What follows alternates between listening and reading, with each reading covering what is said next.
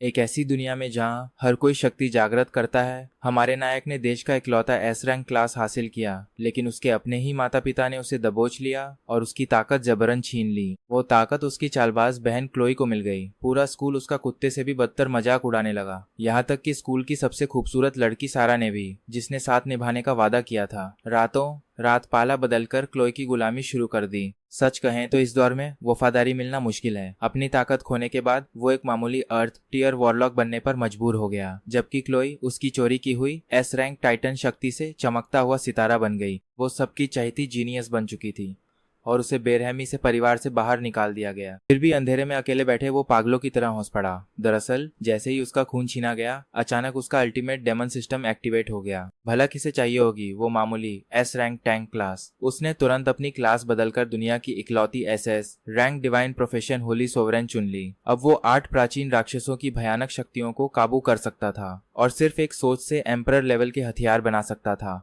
यह उस ताकत से कहीं ज्यादा कीमती था जो उसके परिवार ने छीनी थी। अब हम उसे एक खतरनाक प्रतिबंधित क्षेत्र में पाते हैं, जहां वो लेवल 35 के विशाल स्लाइम बॉस को अपनी जीनियस बहन क्लोई को कुचलते हुए देख रहा था। शायद यही कर्मा था। एक हाथ जेब में और दूसरा चमकती रोशनी से घिरा, उसने बस मुस्कुराकर चुटकी बजाई। ये मामूली इशारा था, पर मन ही मन वो उन सब पर हंस रहा था जो असली ताकत का मतलब नहीं जानते थे। चलिए अब लौटते हैं उस पल पर जब हाई स्कूल नंबर 6 में उसकी शक्तियां जागृत हुईं।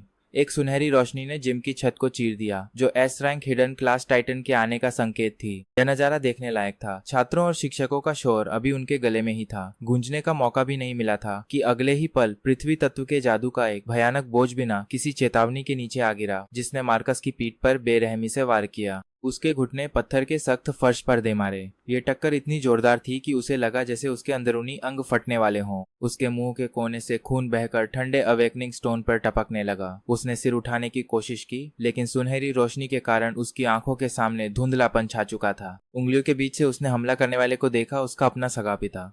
यह कोई प्यार भरा पारिवारिक मिलन नहीं था। उसने इस ठंडे घर में 3 साल तक उपेक्षा झेली थी, जहां उसने दिन रात पढ़ाई की और इस एक पल के लिए अपनी सीमाएं पार की। उसने उम्मीद की थी कि आज उसकी किस्मत बदलेगी, और वो सफल हुआ। एस रैंक क्लास बेहद दुर्लभ थी, जो पूरे देश में गिने चुने लोगों को मिलती थी। वो ऐसा जीनियस था जिसका हर कोई सम्मान करता। फिर गर्व के बजाय उसे ये दर्द क्यों मिला? इस सवाल का जवाब बहुत कड़वा था। भैया प्लीज पिताजी को दोष मत दीजिए, ये सब मेरी गलती है, रोती हुई आवाज गूंजी। मार्कस का छोटा भाई लियो लाल आंखों के साथ मंच के नीचे खड़ा था, जिसे उनकी माँ ने किसी कीमती खजाने की तरह गले लगा रखा था। लियो के कांपते हाथों में 2 कीमती दवाइयां थीं, जिनकी तेज खुशबू चारों तरफ फैल रही थी। ये दादाजी के आखिरी संपर्कों से मिली टैलेंट और एसेंस पिल्स थी। माँ, मैं तो बस एस रैंक क्लास पास से देखना चाहता था। ये वही मेटल एट्रीब्यूट है जिसका मैंने सपना देखा था, लेकिन मेरा इरादा इसे चुराने का नहीं था। भैया पहले ही मुझसे चिढ़ते हैं, अब तो वो पक्का मुझसे नफरत करेंगे। उसका ये नाटक घटिया था, लेकिन माता पिता पर इसका पूरा असर हुआ। इस पाखंड से मार्कस का मन खट्टा हो गया, लेकिन उसकी माँ के अगले शब्दों ने उसका खून जमा दिया। बिना किसी झिझक के उन्होंने मार्कस की तरफ देखकर रोबदार आवाज में कहा, मार्कस, तुम्हारा भाई कमजोर है। क्योंकि ये एस रैंक मेटल बेस्ट है, तो ये उसकी दवाओं के अनुकूल है। बड़े भाई होने के नाते इसे उसे दे दो, आखिर हम एक ही परिवार हैं। मार्कस गुस्से में हंस पड़ा। उसके सीने का उबाल अब काबू से बाहर था। सच कहें तो वो अपनी सीमा पर था। बरसों की दबी नफरत अब भड़कने को तैयार थी। क्या उसने परिवार के लिए कम कुर्बानियां दी थीं? पैसे, दवाएं, बड़े बेटे का हक, सब कुछ तो वो पहले ही छोड़ चुका था, और अब वे उसका अस्तित्व ही मिटाना चाहते थे। लाल आंखों से मार्कस ने अपने माता पिता को एक शिकारी भेड़िए की तरह देखा। चुप रहो, उसके पिता डेविड चिल्लाए, और मार्कस पर दबाव अचानक और बढ़ गया। भारी दबाव से वहां की हवा भी थरथराने लगी। तुम कुछ नहीं जानते। लियो की शादी शक्तिशाली मिलर परिवार में होने वाली है, और उन्हें सबसे बेहतरीन काबिलियत चाहिए। इस एस रैंक क्लास के साथ लियो मिलर परिवार में अपनी पकड़ मजबूत कर लेगा और उनकी अपार संपत्ति हासिल करेगा। तब हमारा परिवार शहर का नंबर 1 घराना बन जाएगा। तुम्हारी क्लास, तुम्हारा पूरा वजूद और जिंदगी, सब कुछ इस परिवार का है। हमारे भविष्य के लिए खुद को सौंपना तुम्हारा फर्ज है। ये अपनों का सौदा करने जैसा घिनौना लालच था। बड़ा बेटा सिर्फ एक मोहरा था जिसे छोटे के लिए कुर्बान करना था, पर उसने सीढ़ी बनने से इनकार कर दिया। यह उसका भविष्य था और वो इसे छीनने नहीं देगा।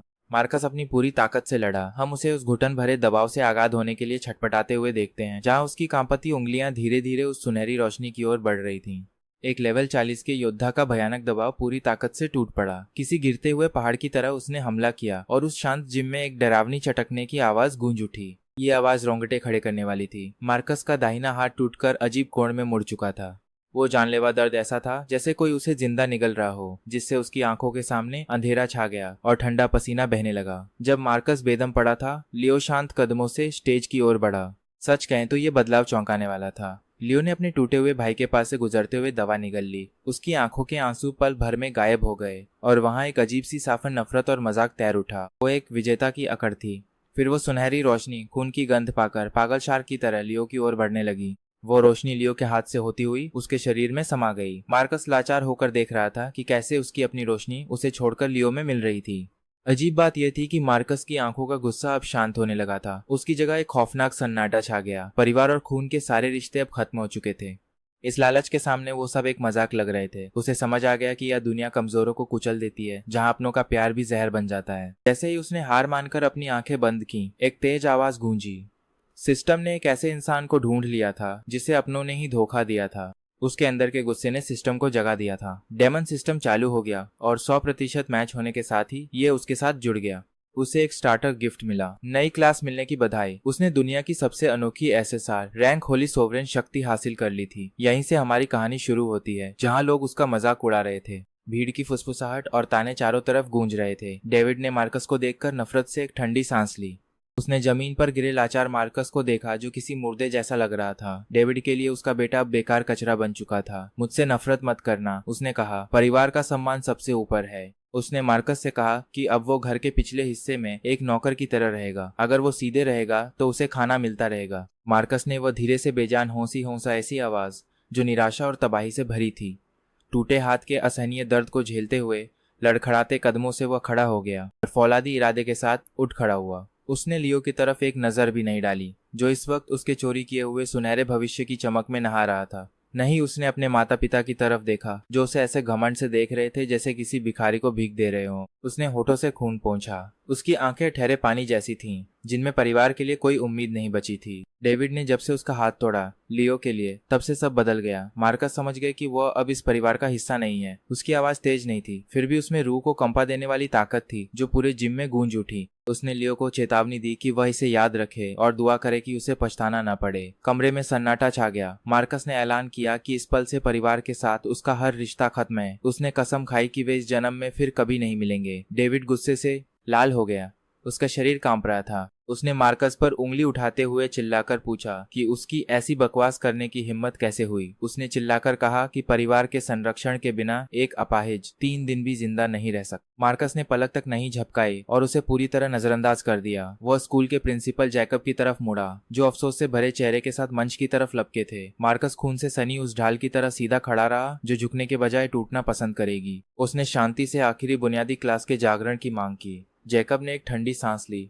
उनकी आंखें दया से भरी थीं। उन्होंने समझाया कि बैकअप श्रेणियों में सिर्फ सबसे निचली श्रेणी बची है। अर्थ टियर मिस्टिक आत्मरक्षा के लिए भी तरसता है। उन्होंने पूछा कि क्या मार्कस सचमुच इस रास्ते पर आगे बढ़ना चाहता है। हाँ, मार्कस ने तुरंत जवाब दिया। उसके मन में कोई हिचकिचाहट नहीं थी। उसके लिए अर्थ टियर मिस्टिक अपनी असली ताकत को दुनिया की नजरों से छिपाने का एक बेहतरीन मुखौटा था। एक धुंधली बेहद हल्की पीली रोशनी उसके चारों ओर टिमटिमाने लगी और इस मध्यम रोशनी में मार्कस ने अपनी किस्मत को स्वीकार कर लिया। रोशनी तेज होते ही उसने लोगों की तरस और मजाक भरी नजरों के बीच अपना सार्वजनिक जागरण पूरा किया, जो उसे किसी जोकर से बढ़कर नहीं समझ रहे थे। कोई नहीं जानता था कि उसकी आत्मा की गहराइयों में दुनिया को हिला देने वाला बदलाव हो रहा है। प्राचीन और वीरान आभा बिखेरती 8 शैतानी परछाइयां, जो धरती और आसमान को तबाह करने की ताकत रखती थीं, देवत्व के 8 अजय खंभों की तरह खड़ी थीं। ये खौफनाक ताकतें अब मार्कस की रूह के सामने गहरे सम्मान में अपने सिर झुका रही थीं। पहाड़ों का भार, हवा की तेजी और आग का गुस्सा, 8 प्रचंड शक्तियां पागलों की तरह उसके अंगों और रगों को नया आकार देने लगीं। अब उस भयानक डेमन लॉर्ड का जागरण पूरा हो चुका था। अग्निदेव ने अपने स्वामी के भीतर सुलगते गुस्से को महसूस कर एक सुकून पाया और खुद ही उसे एस रैंक कौशल ब्लेजिंग फायरबॉल दे दिया। उसने उस खौफनाक दहकती जादुई ताकत को अपनी सूखी रगों में बांध टूटने की तरह बहते महसूस किया। यह शुद्ध और असीमित शक्ति का एहसास था। मार्कस ने पीछे मुड़कर भी नहीं देखा और अपना टूटा हाथ खींचते हुए वह शांत कदमों से वहां से दूर चला गया। उसका इरादा किसी भी पत्थर से ज्यादा मजबूत था। गहरी खामोशी के बीच वह जिम्नेजियम के दरवाजों से बाहर निकल गया, जहां बादलों को चीरती हुई धूप उसके कमजोर लेकिन अदम्य शरीर को चमका रही थी। मिलर परिवार के लिए वो अब कुछ नहीं था। वे सोच रहे थे कि एस रैंक क्लास चुराकर उन्होंने जीत हासिल कर ली, पर वे गलत थे, बहुत गलत थे। उन्होंने एक अमर दानव को आजाद कर दिया था और मार्कस के लिए शिकार का समय शुरू ही हुआ था। कैंपस के रास्ते पर उसका दायां हाथ बेजान लटका था, पर धूप में डेमन लॉर्ड श्रेणी के जादुई असर से उसका असहनीय दर्द अब तेजी से ठीक होने लगा था। उसका ध्यान अब पूरी तरह से उसके दिमाग में चल रहे गहरे रहस्यमयी सिस्टम इंटरफेस पर केंद्रित हो गया था, जहां उसके आंकड़े दिख रहे थे। Host Marcus, class demon lord, rank SSR, दुनिया में इकलौती, लेवल 1। उसका अनुभव शून्य था, लेकिन उसकी ताकत के आंकड़े हैरान करने वाले थे। ताकत 25 एक बेहतरीन शुरुआती स्कोर, फुर्ती 20 और आत्मिक शक्ति 45 थी। उसकी सहन शक्ति 30 थी। उसके पास राक्षसी शक्तियां थीं और अग्नि राक्षस की शक्ति अनलॉक हो चुकी थी, जिससे उसे एस रैंक ब्लेजिंग फायरबॉल मिल चुका था। उसके पास हैंड ऑफ डेमन की पैसिव पावर भी थी।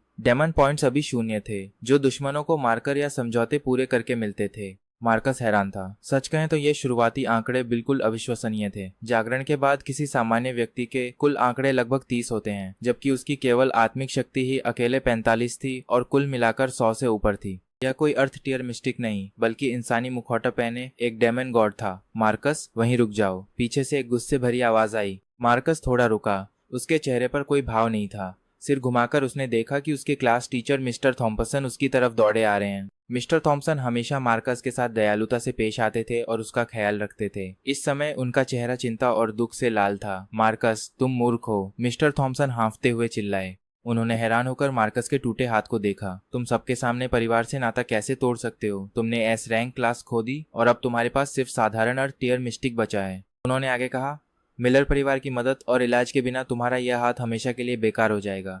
मेरी बात सुनो, वापस जाओ और माफी मांगो।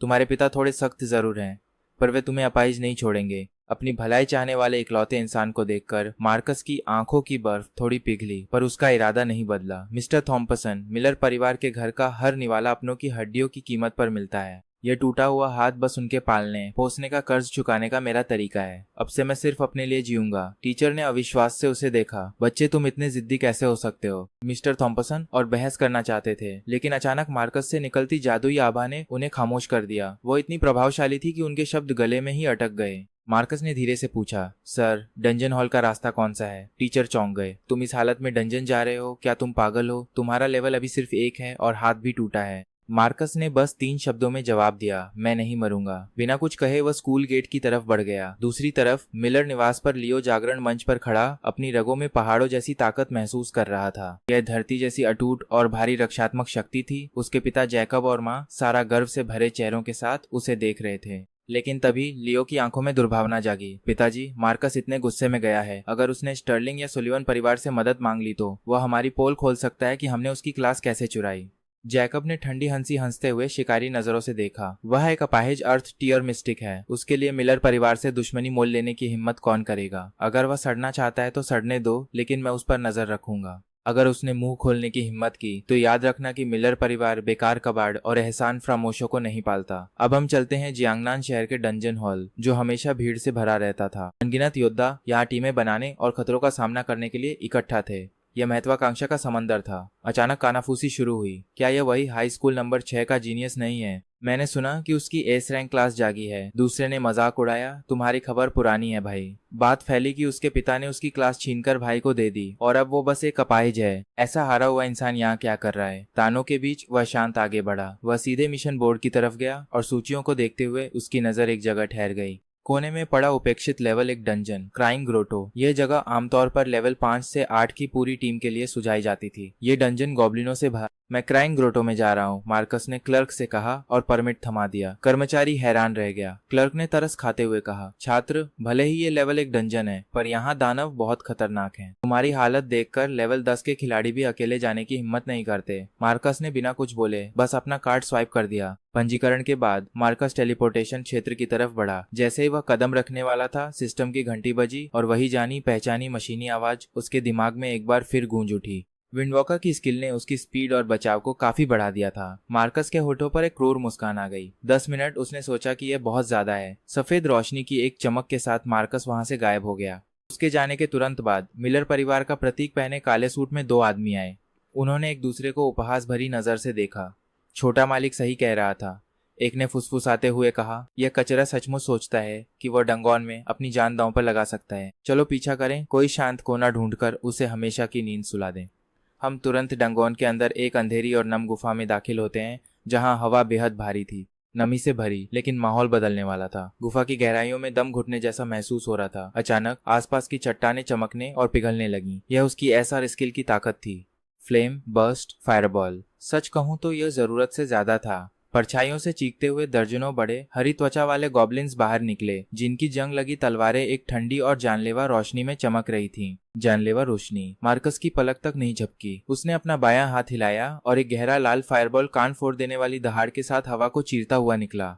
वह एक भयानक नजारा था। टकराते ही वह सिर्फ फटा नहीं, बल्कि वह झुलसा देने वाली गर्मी की एक पंखे के आकार की लहर में बदल गया, जिसने गुफा के फर्श को अपनी चपेट में ले लिया। नोटिफिकेशन की बाढ़ आ गई। लेवल 4 गॉब्लिन ढेर, 10 एक्सपीरियंस पॉइंट्स। लेवल 5 गॉब्लिन ढेर और 12 एक्सपीरियंस पॉइंट्स। वह तो बस शुरुआत कर रहा था। अगला शिकार लेवल 7 गॉब्लिन वॉरियर बना, जिससे 25 पॉइंट्स मिले सिर्फ एक वॉर से। 10 मीटर के दायरे में आने वाला हर मॉन्स्टर हमेशा के लिए शांत हो गया। वे चीख भी नहीं पाए और राख में बदल गए। मार्कस पिघली हुई चट्टानों के ऊपर से कदम बढ़ाते हुए आगे बढ़ा। अपनी ठंडी और केंद्रित नजरों से उसने गुफा की गहराइयों की तरफ देखा। उसका पूरा ध्यान अपना पहला डेमन पॉइंट्स का पहला हिस्सा बटोरने पर था। मार्कस ने लापरवाही से अपना बायां हाथ हिलाया, जिससे आग की लपटें निकली और रास्ते में आने वाले हर गॉब्लिन का सटीक खात्मा कर दिया। यह कोई लड़ाई नहीं थी, बल्कि एक तरफा नरसंहार था। हम देखते हैं कि जहां एक आम जादूगर को छिपकर दुश्मन की चाल भांपनी पड़ती है, वहीं अपने SS rank Holi Lord class की ताकत के दम पर मार्कस पलक झपकते ही स्पेल कास्ट कर सकता था। और इतना ही नहीं, उसके जादू में पहले से ही एक होमिंग इफेक्ट था। फायर डेमन की ताकत बेजोड़ थी। गॉब्लिन्स के मजबूत चमड़े के कवच उसकी गहरी लाल आग के सामने रद्दी कागज की तरह कमजोर साबित हुए। तभी एक नोटिफिकेशन की आवाज आई। वह लेवल 3 पर पहुंच चुका था, जिससे उसके सभी एट्रीब्यूट्स में 5 पॉइंट्स और 10 फ्री एट्रीब्यूट पॉइंट्स जुड़ गए। बिना एक पल गंवाए मार्कस ने सारे पॉइंट स्पिरिट में डाल दिए, क्योंकि एक जादूगर के लिए स्पिरिट ही उसकी असली ताकत का जरिया होती है। जैसे ही एट्रीब्यूट्स उसके शरीर में दौड़े, चोट की वजह से चेहरे का पीलापन गायब होने लगा और उसकी जगह एक स्वस्थ चमक आ गई। उसका आंतरिक मैना किसी सुनामी की तरह गरज उठा। तभी डंगोन की गहराइयों से एक भारी कंपन गूंजा। धप-धप। लगभग 3 मीटर लंबा एक विशाल जीव, जिसका पूरा शरीर छालों से भरा था, सामने आ खड़ा हुआ। एक level 10 elite goblin Centurion Marcus का रास्ता रोके खड़ा था। उसके हाथ में एक बड़ा कांटेदार क्लब था और उसकी गहरी लाल आंखें बर्बरता से भरी थीं। उस सेंचुरियन ने एक कान फोड़ देने वाली दहाड़ के साथ बचे हुए गॉब्लिन्स को मार्कस पर हमला करने के लिए उकसाया, लेकिन उसके लिए 1000 चींटियां सिर्फ चींटियां ही थीं। मार्कस ठंडी हंसी हंसा और बाएं हाथ की मुट्ठी भींच ली, जिससे उसकी हथेली का फायरबॉल गहरे लाल रंग से बदलकर बिल्कुल चमकीला नारंगी हो गया। जैसे ही वह फायरबॉल उसके हाथ से छूटा, वो आग की दर्जनों छोटी छोटी धाराओं में बंट गया और पूरे इलाके पर उल्कापिंडों की तरह बरसने लगा। यह अपनी एस रैंक स्किल पर मार्कस का बेहतरीन नियंत्रण था। सिर्फ एक बड़े हमले पर अपनी मैना को बर्बाद करने के बजाय उसने इसे मौत के एक ऐसे जाल में बदल दिया जिसने पूरे युद्ध क्षेत्र को घेर लिया। सच कहें तो उसकी ये युद्ध नीति बेहद डरावनी होती जा रही थी। हमला करने वाले गॉब्लिन्स तुरंत ही छलनी हो गए, इससे पहले कि वह गॉब्लिन सेंचुरियन अपनी भारी गदा चला पाता। मार्कस उसके सामने किसी भूत की तरह आ खड़ा हुआ। फुर्ती और एकाग्रता के इस खेल ने राक्षस को स्तब्ध कर दिया। उसने अपना बायां हाथ सेंचुरियन के पेट पर टिकाया और धमाका हुआ। फायर डेमन का संचित प्रहार तुरंत फट पड़ा। सेंचुरियन का भारी शरीर मिट्टी की बोरी की तरह पीछे की ओर उड़ा और उसकी छाती में जलने का सुराख बनाते हुए चट्टान से जा टकराया। वह लेवल 10 गॉब्लिन सेंचुरियन मारा गया, जिससे उसे 500 एक्सपीरियंस पॉइंट्स मिले और इस तरह आगे का रास्ता साफ हो गया। एक नोटिफिकेशन आया 13 मिनट और 15 सेकंड। उसका इनाम था विंड डेमन का फैंटम वॉक, जिसका 5% प्रोग्रेस खुल चुका था।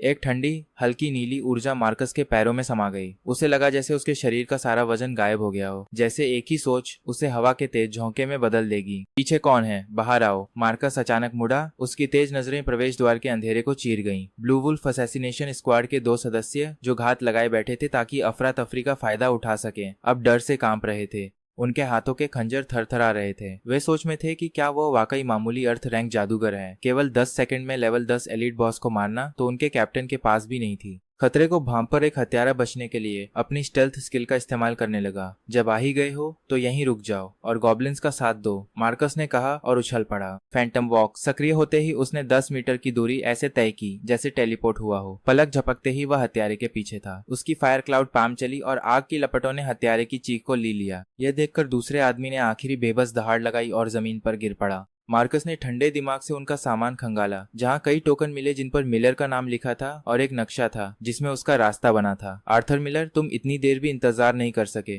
मार्कस ने टोकनों को कुचल दिया और उसकी आंखें ठंडी पड़ गईं। अगर आर्थर को मिलर परिवार को कब्र में भेजने की इतनी जल्दी थी तो मार्कस ने इस काम को तेज करने का फैसला किया। चांदी का संदूक उठा, बिना पीछे देखे वह सीधे टेलीपोर्टेशन एरे में बढ़ा। डंगोन के बाहर का शोरगुल वाला हॉल अब बिल्कुल खामोश था। पहले मजाक उड़ाने वाले स्टाफ समेत हर कोई मुंह फाड़े स्क्रीन के सुनहरे ऐलान को देख रहा था।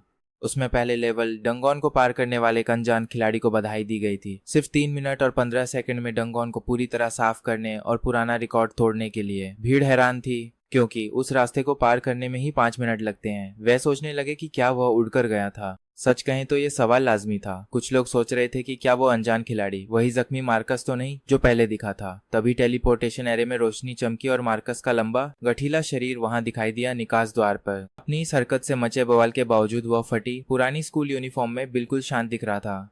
उसका दाहिना टूटा हुआ हाथ बस फटे कपड़ों की पट्टियों से बंधा हुआ था। जब वह हैरान भीड़ के बीच से आराम से निकल रहा था तभी आर्थर नाम का एक अधेड़ उम्र का आदमी तेजी से आगे आया। वह एक बेहतरीन सूट में था और उसकी छाती पर सॉन्ग कॉन्ग्लोमरेट का खास निशान लगा था। उसने खुद को सॉन्ग परिवार का बटलर बताया और कहा कि उसकी युवा मालकिन सोफी सॉन्ग मार्कस को बातचीत के लिए बुलाना चाहती हैं। मार्कस रुका, उसके होठों पर एक शरारती और मजाकिया मुस्कान उभरी और उसने सोफी को रास्ता दिखाने का इशारा किया, यह जानते हुए कि शहर का असली खेल तो अब शुरू होने वाला है। हम सीधे शहर के बीचों बीच स्थित जेनिथ रेस्टोरेंट पहुंचे, जहां उनकी मुलाकात के लिए पूरा फ्लोर खाली करा लिया गया था। खिड़की के बाहर लगे बड़े शीशों से बाहर कोहरे में लिपटा शहर दिख रहा था। मार्कस लेदर सोफे पर बैठा था और इस भव्यता के बीच थोड़ा अजीब लग रहा था। होली लॉर्ड के जादू से ठीक हो रहा उसका टूटा हुआ हाथ अब भी कपड़े से बंधा गोचने की चारे के ननको बलाफोरे के था, लेकिन सूजन कम हो गई थी और उसकी थकान मिट चुकी थी। उसके ठीक सामने एक शांत और गंभीर अंदाज वाली युवती बैठी थी जो टाइट ब्लैक कॉम्बैट सूट में थी। उसने मेज को थपथ पाया जहां उनके बीच एक ताजा बैटल रिपोर्ट रखी थी जिसमें गॉब्लिन सेंचुरियन को एक ही झटके में ढेर करने की बात दर्ज थी। उसने कहा कि सरकारी रिकॉर्ड के मुताबिक वह एक मामूली अर्थ रैंक जादूगर है जिसे मिलर परिवार द्वारा एस रैंक टैलेंट से बेदखल कर दिया गया था। मार्कस ने मेज से एक स्पिरिट फ्रूट उठाया, एक बाइट ली और शांति से पूछा कि क्या उसे सिर्फ पुराने जख्मों को कुरेदने के लिए बुलाया गया है। सोफी आगे झुकी, उसकी आंखें तीरों जैसी तेज थीं। उसने मुस्कुराते हुए कहा कि उसे पसंद है कि समझदार लोग कितनी जल्दी काम की बात पर आते हैं। उसने कहा कि भले ही मिलर दंपत्ति अंधे हों पर वह नहीं है और वह जानती है कि उसके पास कुछ ऐसा है जो उसके पुराने टैलेंट से कहीं ज्यादा खतरनाक है। उसने मार्कस को सॉन्ग परिवार में शामिल होने का न्योता दिया और वादा किया कि वे उसे उसका हक दिलाएंगे जो मिलर परिवार ने छीना था। मार्कस धीरे से हंसा और फल वापस रख दिया। देस्ती, वह ऐसा कैसे करेगी? कुलपिता को मारकर या उसके बेटे को अपाहिज करके? सोफी थोड़ा रुकी। मिलर्स उसके परिवार जितने ताकतवर नहीं थे पर स्थानीय स्तर पर उनका काफी रसूख था। उसने उसके हाथ को ठीक करने के लिए बेहतरीन मेडिकल सुविधाएं, एक एस रैंक स्टाफ और देश की सबसे बड़ी एकेडमी में गारंटीड सीट का एक बड़ा लालच दिया, बशर्ते वह उनके परिवार का प्रतिनिधित्व करे सॉन्ग परिवार का, ताकि वह अगले हफ्ते की चैंपियनशिप में सीक्रेट रियल स्लॉट जीत सके। मार्कस ने ऊपर देखा, उसकी आंखों में बर्फीली ठंडक चमकी और उसने इस ऑफर को सीधे ठुकरा दिया। सोफी के चेहरे के भाव तुरंत ठंडे पड़ गए। उसने मार्कस को चेतावनी दी कि उसके हालात नाजुक हैं क्योंकि मिलर्स ने उसके पीछे ब्लू वुल्फ दस्ता भेज दिया है। बिना किसी बड़े परिवार के सहारे वह खुद को बचा भी नहीं पाएगा। लेकिन मार्कस बस उठ खड़ा हुआ। उसने नौकर बनने से मना कर दिया। उसके अंदर से दबी हुई डेमन की भयानक ऊर्जा निकलने लगी जिससे सोफी का दिल दहल गया। उसे लगा कि सामने कोई लड़का नहीं बल्कि कोई प्राचीन शिकारी जीव खड़ा है। हम मिलकर काम करेंगे, मार्कस ने अपना बायां हाथ बढ़ाते हुए कहा। उसने स्लॉट जीतने का वादा किया बशर्ते सोफी उसे जरूरी खुफिया जानकारी और एंट्री टिकट दे। वह खुद सारे इनाम अपने पास रखना चाहता था। साथ ही उसने मांग की कि सॉन्ग परिवार डेमन की ऊर्जा वाली हर प्राचीन कलाकृति इकट्ठा करे। सोफी को पहले तो यह साझेदारी एक मजाक लगी। आखिर उसकी हैसियत ही क्या थी कि वो उससे मोलभाव करे। लेकिन उसका अगला कदम बेहद हैरान करने वाला था। जैसे किसी जादू के असर में उसने हाथ आगे बढ़ाकर डील पक्की कर ली और मिलर से जुड़ी पहली खुफिया जानकारी दी कि उन्होंने मून शैडो गार्डन को रिजर्व कर लिया है। वे जूलियन मिलर का रास्ता साफ कर रहे हैं ताकि वह लेवल 10 पर पहुंचकर मार्कस से चुराई गई एस रैंक ताकत को जबरन हासिल कर सके। मार्कस के चेहरे पर एक क्रूर मुस्कान तैर गई। उसने सोचा कि मून स्वेरेंडेमोंटी जगह के बाद जब मार्कस रेस्टोरेंट से बाहर निकला तो उसका सिस्टम इंटरफेस चमक उठा और शुरू हुआ एक नया demon quest, moon demons sudden rage. यह एक बड़ा मिशन था जो उसकी कल्पना से परे ताकत का वादा कर रहा था। इसमें इनाम के तौर पर ग्रेविटी कंट्रोल और शैडो स्टीलर जैसी शक्तियां मिलने वाली थीं। खैर वह सीधे डंजन नहीं गया। सोफी से मिली रकम का इस्तेमाल कर उसने एक गुप्त रास्ता चुना। वह सीधे ब्लैक मार्केट की एक दवा दुकान में गया और वहां से 10 ब्लड वेस्टिंग पाउडर मांगे। दुकानदार ने उसे आगाह किया कि यह जहर उम्र घटाकर इंसान की ताकत को जबरन बाहर खींचता है, पर मार्कस ने सीधे कहा कि वह बहुत बकवास करता है। उसने काउंटर पर सोने के सिक्के फेंक दिए, क्योंकि वह जानता था कि दूसरों के लिए जहर ये पाउडर उसकी माना लिमिट को तोड़ने की चाबी था। अपने अगले इवोल्यूशन यानी फायर डेमन की सोई हुई विनाशकारी शक्ति को जगाने के लिए उसे इसी उत्प्रेरक की जरूरत थी। यह होली लॉर्ड का ओरिजिन स्पार्क था, एक ऐसी आग जो किसी भी नश्वर ताकत से बुझ नहीं सकती थी। तभी सिस्टम की घंटी बजी और पुष्टि हुई कि उसके डेमन पॉइंट्स सफलतापूर्वक बदल दिए गए हैं। इससे उसका लेवल तुरंत बढ़कर 8 हो गया। उसने फायर डेमन की पैसिव एबिलिटी को अनलॉक कर लिया, जिससे उसके हर हमले से निकलने वाली आग अब कभी न बुझने वाले बर्निंग इफेक्ट के साथ काम करेगी। मार्कस ने धीरे से अपनी आंखें खोली। उसके बाएं हाथ में हरी आंधी और लाल लपटें आपस में उलझ रही थी, जिससे चारों तरफ तबाही मचाने वाला एक खौफनाक और दिल दहला देने वाला आभास फैल गया। विनाशकारी ताकत की लहरें उठने लगीं। उसने जूलियन के बारे में सोचा और मुस्कुराया कि क्या वह चुराई हुई ताकत को पचा भी पाएगा। उधर मिलर विला के अंदर जूलियन एक महंगे औषधीय टब में बैठा हुआ था। उसका शरीर सुनहरी रोशनी से चमक रहा था और उसकी ताकत लेवल 10 की तरफ बढ़ रही थी। मम्मी, पापा, उसने कहा, मैं खुद को और मजबूत महसूस कर रहा हूँ। क्या सचमुच यही एस रैंक क्लास की ताकत है? जूलियन की आंखें चमक रही थीं, जबकि उसके पिता जैकब ने बड़े गर्व से उसका कंधा थपथ पाया। यह तो बस शुरुआत है। कल मून शैडो गार्डन में सोफी तुम्हारे साथ होगी और तुम शहर के सबसे बड़े जीनियस बन जाओगे। रही बात उस भगोड़े कचरे मार्कस की, तो जैकब को लगा कि वह किसी गंदे नाले में मर चुका होगा। उसकी माँ सारा ने बिना किसी परवाह के एक सुनहरे फल को छीला। उन्हें बिल्कुल अंदाजा नहीं था कि जिसे वे मरा हुआ समझ रहे हैं, वह इस वक्त चांदनी रात में खड़ा होकर ठंडी नजरों से मिलर हवेली को देख रहा है। उस रात शहर का चांद खून की तरह लाल हो गया था। अगली सुबह मून शैडो प्लेन्स डंजन के गेट को मिलर और सॉन्ग परिवारों के सैनिकों ने पूरी तरह घेर लिया था। हरी वर्दी पहने गार्ड्स ने आम खिलाड़ियों का रास्ता रोक दिया था ताकि खास लोग जा सकें। सिर्फ रेड कारपेट वाला रास्ता ही खुला था। तभी जूलियन अपनी चमकती हुई भारी आर्मर पहनकर जैकब और सारा के साथ वहां पहुंचा। वे दोनों एक जवान लड़की से हंसकर बात कर रहे थे, जिसके लहजे में तारीफ साफ झलक रही थी। जूलियन बड़ी सादगी से मुस्कुराया, हालांकि उसकी आंखों में घमंड था। यह सब मेरे माता पिता की परवरिश का नतीजा है। उसने कहा, इस एस रैंक सोल का सही इस्तेमाल अब हो रहा है मेरे हाथों में, वरना मेरे भाई ने तो इसे बर्बाद ही कर दिया होता। सारा ने मार्कस का नाम सुनते ही मुंह बनाया और उसे अपशकुन कहा। आज सोफी खुद डंजन साफ करने में तुम्हारी मदद करेंगी। तुम्हें हमारे परिवारों का मान बढ़ाने के लिए वुल्फ किंग को पहली बार में ही मारना होगा। जैसे ही वे अंदर जाने लगे, पेड़ों की छांव से एक साधारण कद का लड़का ठंडी हवाओं के साथ बाहर आया। उसके पास एक बेहद साधारण तलवार थी। उसका दायां हाथ पट्टियों से लिपटा हुआ छाती से सटा था और बायां हाथ जेब में था। वह कंगाल दिख रहा था, लेकिन उसके हर कदम के साथ हवा शांत हो रही थी। मार्कस को देखते ही जूलियन की मुस्कान गायब हो गई और उसने चिढ़ाते हुए कहा, तुम अभी तक जिंदा हो और तुम्हारी हिम्मत कैसे हुई यहाँ अपना मुंह दिखाने की? तभी जैकब आगे बढ़ा और अपनी लेवल 40 की ताकत का खौफनाक दबाव मार्कस पर डाल दिया। उसने चिल्लाकर पूछा, लड़के, तुम्हें यहाँ आने की इजाजत किसने दी? मार्कस बिना हिले डुले उस भारी दबाव के सामने डटा रहा। उसकी आंखें गहरी परछाइयों जैसी थीं। उसने सीधे जैकब से कहा, मून शैडो प्लेन्स एक सरकारी डंजन है। उसने मार्कस को नीचे दिखाते हुए कहा, तुम सिर्फ एक टूटे हाथ वाले अपाहिज हो। जूलियन अब एक एस रैंक का ताकतवर योद्धा है, जो सबसे बड़ी एकेडमी में जाने के लिए बना है, और तुम्हारी हैसियत उसके जूते उठाने की भी नहीं है। क्या तुम्हारी बकवास खत्म हुई? मार्कस ने बिना किसी भाव के उसकी बात काटी और अपनी जेब से बैंगनी सुनहरे रंग का एक खास टोकन बाहर निकाला, जिस पर लिखा था सॉन्ग। इसे देखते ही घमंडी जैकब और उसके गार्ड्स के चेहरे का रंग उड़ गया। यह सॉन्ग परिवार का शाही कमांड टोकन था, जिसका मतलब सीधे उनके कुलपिता का सबसे बड़ा आदेश था। जैकब ने हैरान होकर कहा, लूना सॉन्ग ने ये तुम्हें दिया है? क्या अब मुझे अंदर जाने की इजाजत है?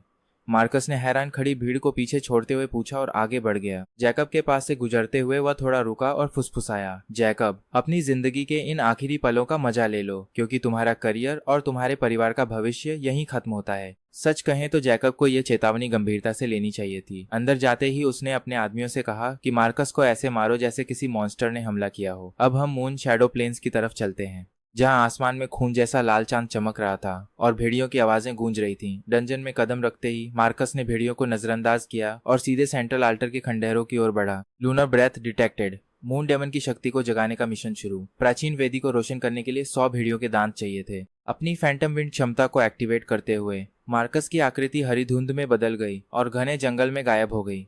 तभी लेवल 5 के मून शैडो भेड़ियों के झुंड को खतरे का एहसास हुआ और उन्होंने परछाइयों से हमला कर दिया। जरा सोचिए, दर्जनों शिकारी उसकी तरफ बढ़ रहे थे, लेकिन मार्कस शांत था। उसने अपनी बड़ी शक्तियों का इस्तेमाल नहीं किया, बस अपना बायां हाथ आगे बढ़ाया और फायर क्लाउड पाम तकनीक का इस्तेमाल किया। गहरे लाल रंग की लपटें कोड़े की तरह निकली और भेड़ियों पर सटीक निशाना साधा। स्क्रीन पर नोटिफिकेशन की बाढ़ आ गई। मून शैडो वुल्फ मारा गया, 80 एक्सपीरियंस मिला। वह आगे बढ़ता रहा, हर हमले के साथ उसकी ताकत बढ़ रही थी।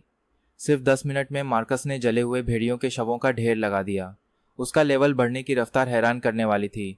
उसका एक्सपीरियंस बार तेजी से बढ़ रहा था। तभी घंटी बजी, लेवल अप, वर्तमान लेवल 9। इस बीच जूलियन और सोफी की अगुवाई में खास टीम ने भी मैदान में प्रवेश किया। उनके पास बेहतरीन हथियार और रक्षक थे, जिससे वे तेजी से आगे बढ़ रहे थे। जूलियन, देखो, सोफी ने सड़क की तरफ इशारा करते हुए हैरान होकर कहा, ये मॉन्स्टर्स ऐसे जले हुए क्यों हैं? क्या कोई और बड़ा जादूगर डंजन साफ कर रहा है? जूलियन के माथे पर बल पड़ गए और उसके दिल में बेचैनी बढ़ने लगी। उसे बार बार यही लग रहा था कि हाथ टूटने के बावजूद मार्कस किसी शिकारी की तरह अंधेरे से उस पर नजर रखे हुए है। जूलियन ने अपनी भारी तलवार खींचते हुए दहाड़ लगाई कि चाहे कोई भी हो, मुझसे चोरी करने की हिम्मत कोई नहीं कर सकता। उसके चारों ओर सुनहरी जादुई ताकत भड़क उठी और उसने वोल्फ किंग घाटी की ओर तेजी से बढ़ने का आदेश दिया। लेकिन जूलियन बेखबर था कि उसका हर कदम मार्कस की साजिश का हिस्सा था। वेदी पर खड़ा मार्कस नीचे आती टीम को देख रहा था और उसके हाथ में गहरे नीले रंग का एक जादुई गोला घूमने लगा था। मार्कस ने फुसफुसाते हुए कहा कि गुरुत्वाकर्षण इस दुनिया की सबसे दिलचस्प ताकत है। फिर उसने उस चमकते हुए नीले गोले को सीधे उस प्राचीन वेदी के केंद्र में दे मारा। तभी अचानक पूरी जगह का गुरुत्वाकर्षण बेकाबू हो गया। घाटी की तरफ से एक दिल दहला देने वाली दहाड़ गूंजी। यह लेवल 15 का बेहद हिंसक हो चुका मूनशाइन वुल्फ किंग था। वह भेड़ियों का राजा पूरी तरह गुस्से में लाल होकर सीधा उसी तरफ बढ़ रहा था जहां मैदान के बीचों बीच जूलियन खड़ा था। बदलते गुरुत्वाकर्षण के कारण वहां की हवा भी भारी और घनी महसूस होने लगी थी। पूरा भारी कवच पहनने के कारण जूलियन पर इसका सबसे बुरा असर पड़ा। उसका कवच अचानक शीशे की तरह भारी हो गया। हर कदम पर उसके जूते मिट्टी में 3 इंच अंदर धंस रहे थे और उसका सुनहरी रक्षा कवच भी डगमगाने लगा था। उसके पास खड़ी सोफी का चेहरा डर से पीला पड़ गया था। उसने घबराकर पूछा कि जूलियन, यहाँ का माहौल बहुत अजीब है, क्या हमें पीछे हट जाना चाहिए? इस पर जूलियन ने गुस्से में कहा कि पीछे हटना, यह शब्द तो मेरे शब्दकोश में ही नहीं है। उसने हाल ही में मार्कस का एस रैंक का भाग्य चुराया था, इसीलिए उसका घमंड 7वें आसमान पर था। सच कहें तो उसकी अक्ल पर उसका अहंकार पूरी तरह हावी हो चुका था। अगर वह लेवल 1 के काल कोठरी को बिना जीते भाग जाता तो उसकी भारी बेइज्जती होती, लेकिन वह कुछ कर पाता उससे पहले ही एक चीख ने घाटी का सन्नाटा चीर दिया। वहां हाथी जितना बड़ा एक विशाल चांदी जैसे बालों वाला भेड़िया दिखाई दिया। उसकी लाल आंखें खून की तरह चमक रही थीं। वह चांदनी रात में पूरे गुस्से के साथ तेजी से दौड़ रहा था। उसकी हर छलांग जमीन को चीरती जा रही थी और पीछे चांदी जैसी परछाई छोड़ रही थी। ये लेवल 15 का बॉस था, मून शैडो वुल्फ किंग। रक्षकों ने चिल्लाकर कहा कि ये तो राजा है, ये घाटी छोड़कर बाहर क्यों आ रहा है? उन्होंने घबराकर अपनी ढालों से जूलियन के आगे दीवार बना ली। जूलियन ने चिल्लाकर कहा कि घबराओ मत, ये तो बेहतरीन मौका है अपनी ताकत आजमाने का। उसने अपने डर को दबाते हुए माउंट ताई स्ट्राइक की तैयारी की। उसने अपनी भारी तलवार उठाई और सुनहरी रोशनी फैल गई। वह सोफी के सामने खुद को बड़ा साबित करने के लिए बेचैन था।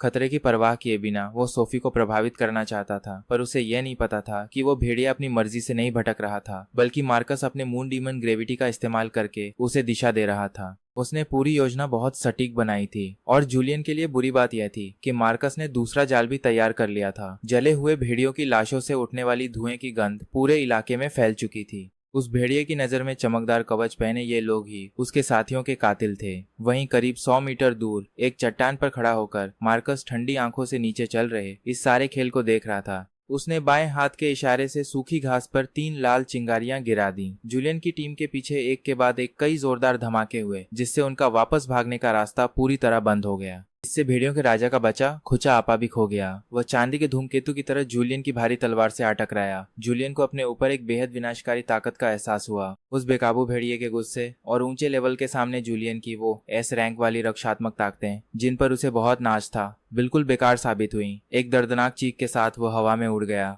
वह कटी पतंग की तरह दूर जा गिरा और उसका सुनहरा हेलमेट बीच से 2 टुकड़ों में टूट गया। सोफी डर के मारे चिल्लाई, जूलियन! रक्षकों ने अफरा तफरी के बीच आवाज लगाई कि छोटे मालिक की रक्षा करो। आग की लपटें, तलवारों का वॉर और भेड़िए के पंजों से मांस फटने की आवाजें गूंज उठी। इसी तबाही के बीच मार्कस आखिरकार आगे बढ़ा। अपने फैंटम विंड वॉक का इस्तेमाल करते हुए वो हवा के झोंके की तरह बढ़ा। युद्ध के मैदान में आगे बढ़ते हुए किसी भी रक्षक ने उसे नहीं देखा। पागल भेड़िए ने भी उसे अनदेखा कर दिया, क्योंकि उसकी ऊर्जा प्रकृति में पूरी तरह समा चुकी थी। उसका निशाना सीधा जूलियन था, जो एक गड्ढे में पड़ा खून की उल्टियां कर रहा था। जूलियन ने कमजोरी से ऊपर देखा। यमराज की तरह अपनी तरफ आते मार्कस को देखकर उसका चेहरा सफेद पड़ गया था। तुम क्या कर रहे हो? मैं तुम्हारा भाई हूँ।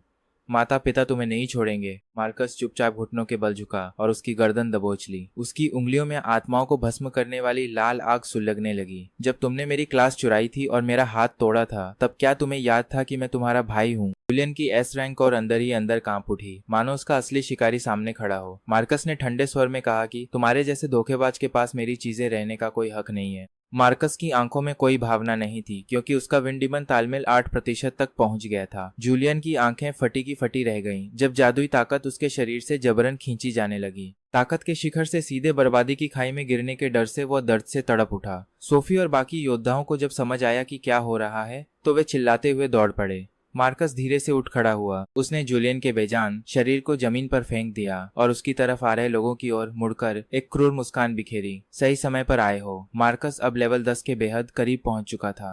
उसने अपने बाएं हाथ की उंगलियों को फैलाया, जिससे हवा से आग के तत्व खींचने लगे। उसके सिर के ऊपर कई मीटर चौड़ा एक बहुत बड़ा गहरे लाल रंग का आग का गोला बन गया। यह कोई साधारण आग नहीं थी, बल्कि शैतानी शक्तियों से भरी आग थी। मार्कस ने चिल्लाकर कहा कि अगर तुम सब जूलियन से इतना प्यार करते हो तो नरक में जाकर उसका साथ दो। उसी समय चारों तरफ रोशनी फैलने लगी। वह विशाल लाल आग का गोला आसमान से टूटते तारे की तरह नीचे गिरा और एक भयानक धमाके के साथ जमीन से टकराया। सच में वह नजारा बेहद खौफनाक और डरावना था। सोफी की टीम के बीचों बीच एक जोरदार धमाके के साथ भयानक गर्मी फैली, जिसने आसपास के घास पेड़ तुरंत राख में बदल दिए। हमले के लिए बढ़ रहे योद्धाओं की सांसें भी उस आग की वजह से अटक गईं। इस विनाशकारी शैतानी हमले से उन लोगों की चीखें भी गले में ही दबकर रह गईं। दूसरी ओर सोफी बुरी तरह घबराकर जमीन पर गिर पड़ी। जादू करने वाली उसकी महंगी पोशाक जलकर काली पड़ चुकी थी। उसका सुंदर चेहरा राख से भर गया था और उसकी आंखों में खौफ साफ दिख रहा था। वह हकलाते हुए बोली कि यह नामुमकिन है। तुम तो बस एक अर्थ रैंक वॉरलॉक हो। इतनी बड़ी शक्ति तो किसी बड़े जादुई उस्ताद के पास ही होती है, जिसके पास कम से कम 30 लेवल की ताकत हो। मार्कस आग और धुएं के बीच शांत खड़ा था। उसके बाएं हाथ की उंगलियों से चिंगारियां निकल रही थीं। इन सबके बावजूद वह बेहद शांत दिख रहा था। वह अधमरे पड़े जूलियन की तरफ बढ़ा। उसके बूट्स की आवाज सूखी जमीन पर डरावनी लग रही थी। वह धीरे धीरे कदमों से आगे आ रहा था। जूलियन ने कमजोरी से हाथ आगे बढ़ाते हुए पुकारा, सोफी, मुझे बचाओ। मार्कस की जबरदस्त ताकत ने उसके अंदर से एस रैंक क्लास कोर को पूरी तरह बाहर खींच लिया था। उसका सुनहरा जादू अब फीका और बेजान हो चुका था और वो एकदम बूढ़ा नजर आ रहा था।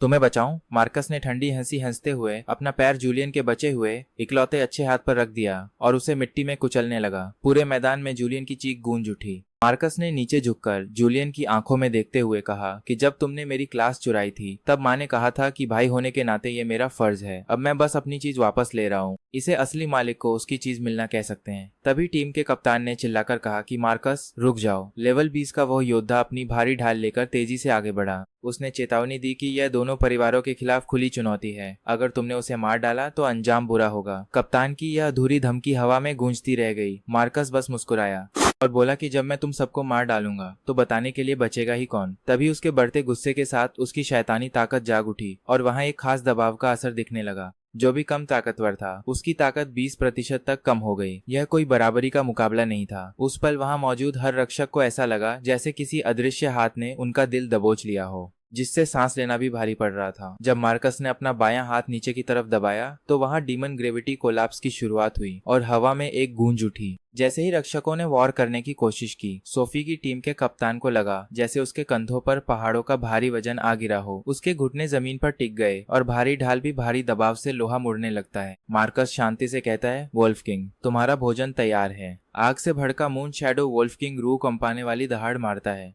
अपने गुस्से का शिकार पाकर वह चांदी की बिजली की तरह तेजी से कैप्टन पर झपटता है। ग्रेविटी से दबा कैप्टन बेबस होकर सिर्फ खौफ से उसे देखता रह जाता है। हिलने तक की ताकत नहीं बची। जली हुई घास पर खून बिखर जाता है। लेवल 20 का योद्धा जब लेवल 15 के बॉस के सामने आता है तो ये कोई मुकाबला ही नहीं था। मार्कस द्वारा उसकी ताकतें दबाए जाने के बाद योद्धा बेबस था। भेड़िए के पंजे उसका गला चीर देते हैं। अब असली खेल शुरू होता है। मार्कस जूलियन की तरफ देखता है, जो गिड़गिड़ाता है, भाई, मुझसे गलती हो गई। ये पास वापस ले लो। मुझे कुछ नहीं चाहिए, बस मुझे मत मारो। जूलियन डर से कांपते हुए भीख मांगता है।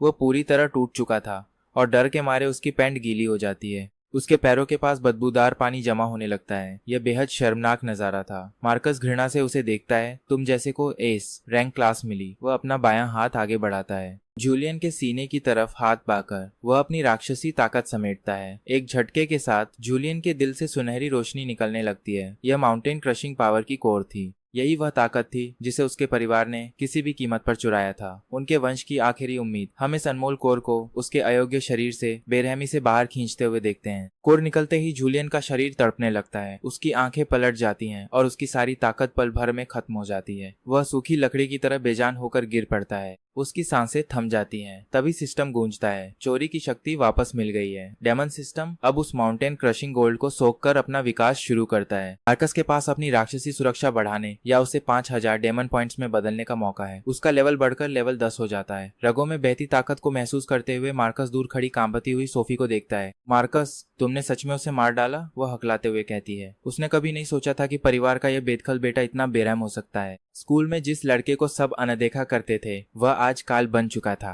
वापस जाओ और अपने बुजुर्गों से कह दो। मार्कस की आवाज नरक की गहराइयों से गूंजती हुई लगती है।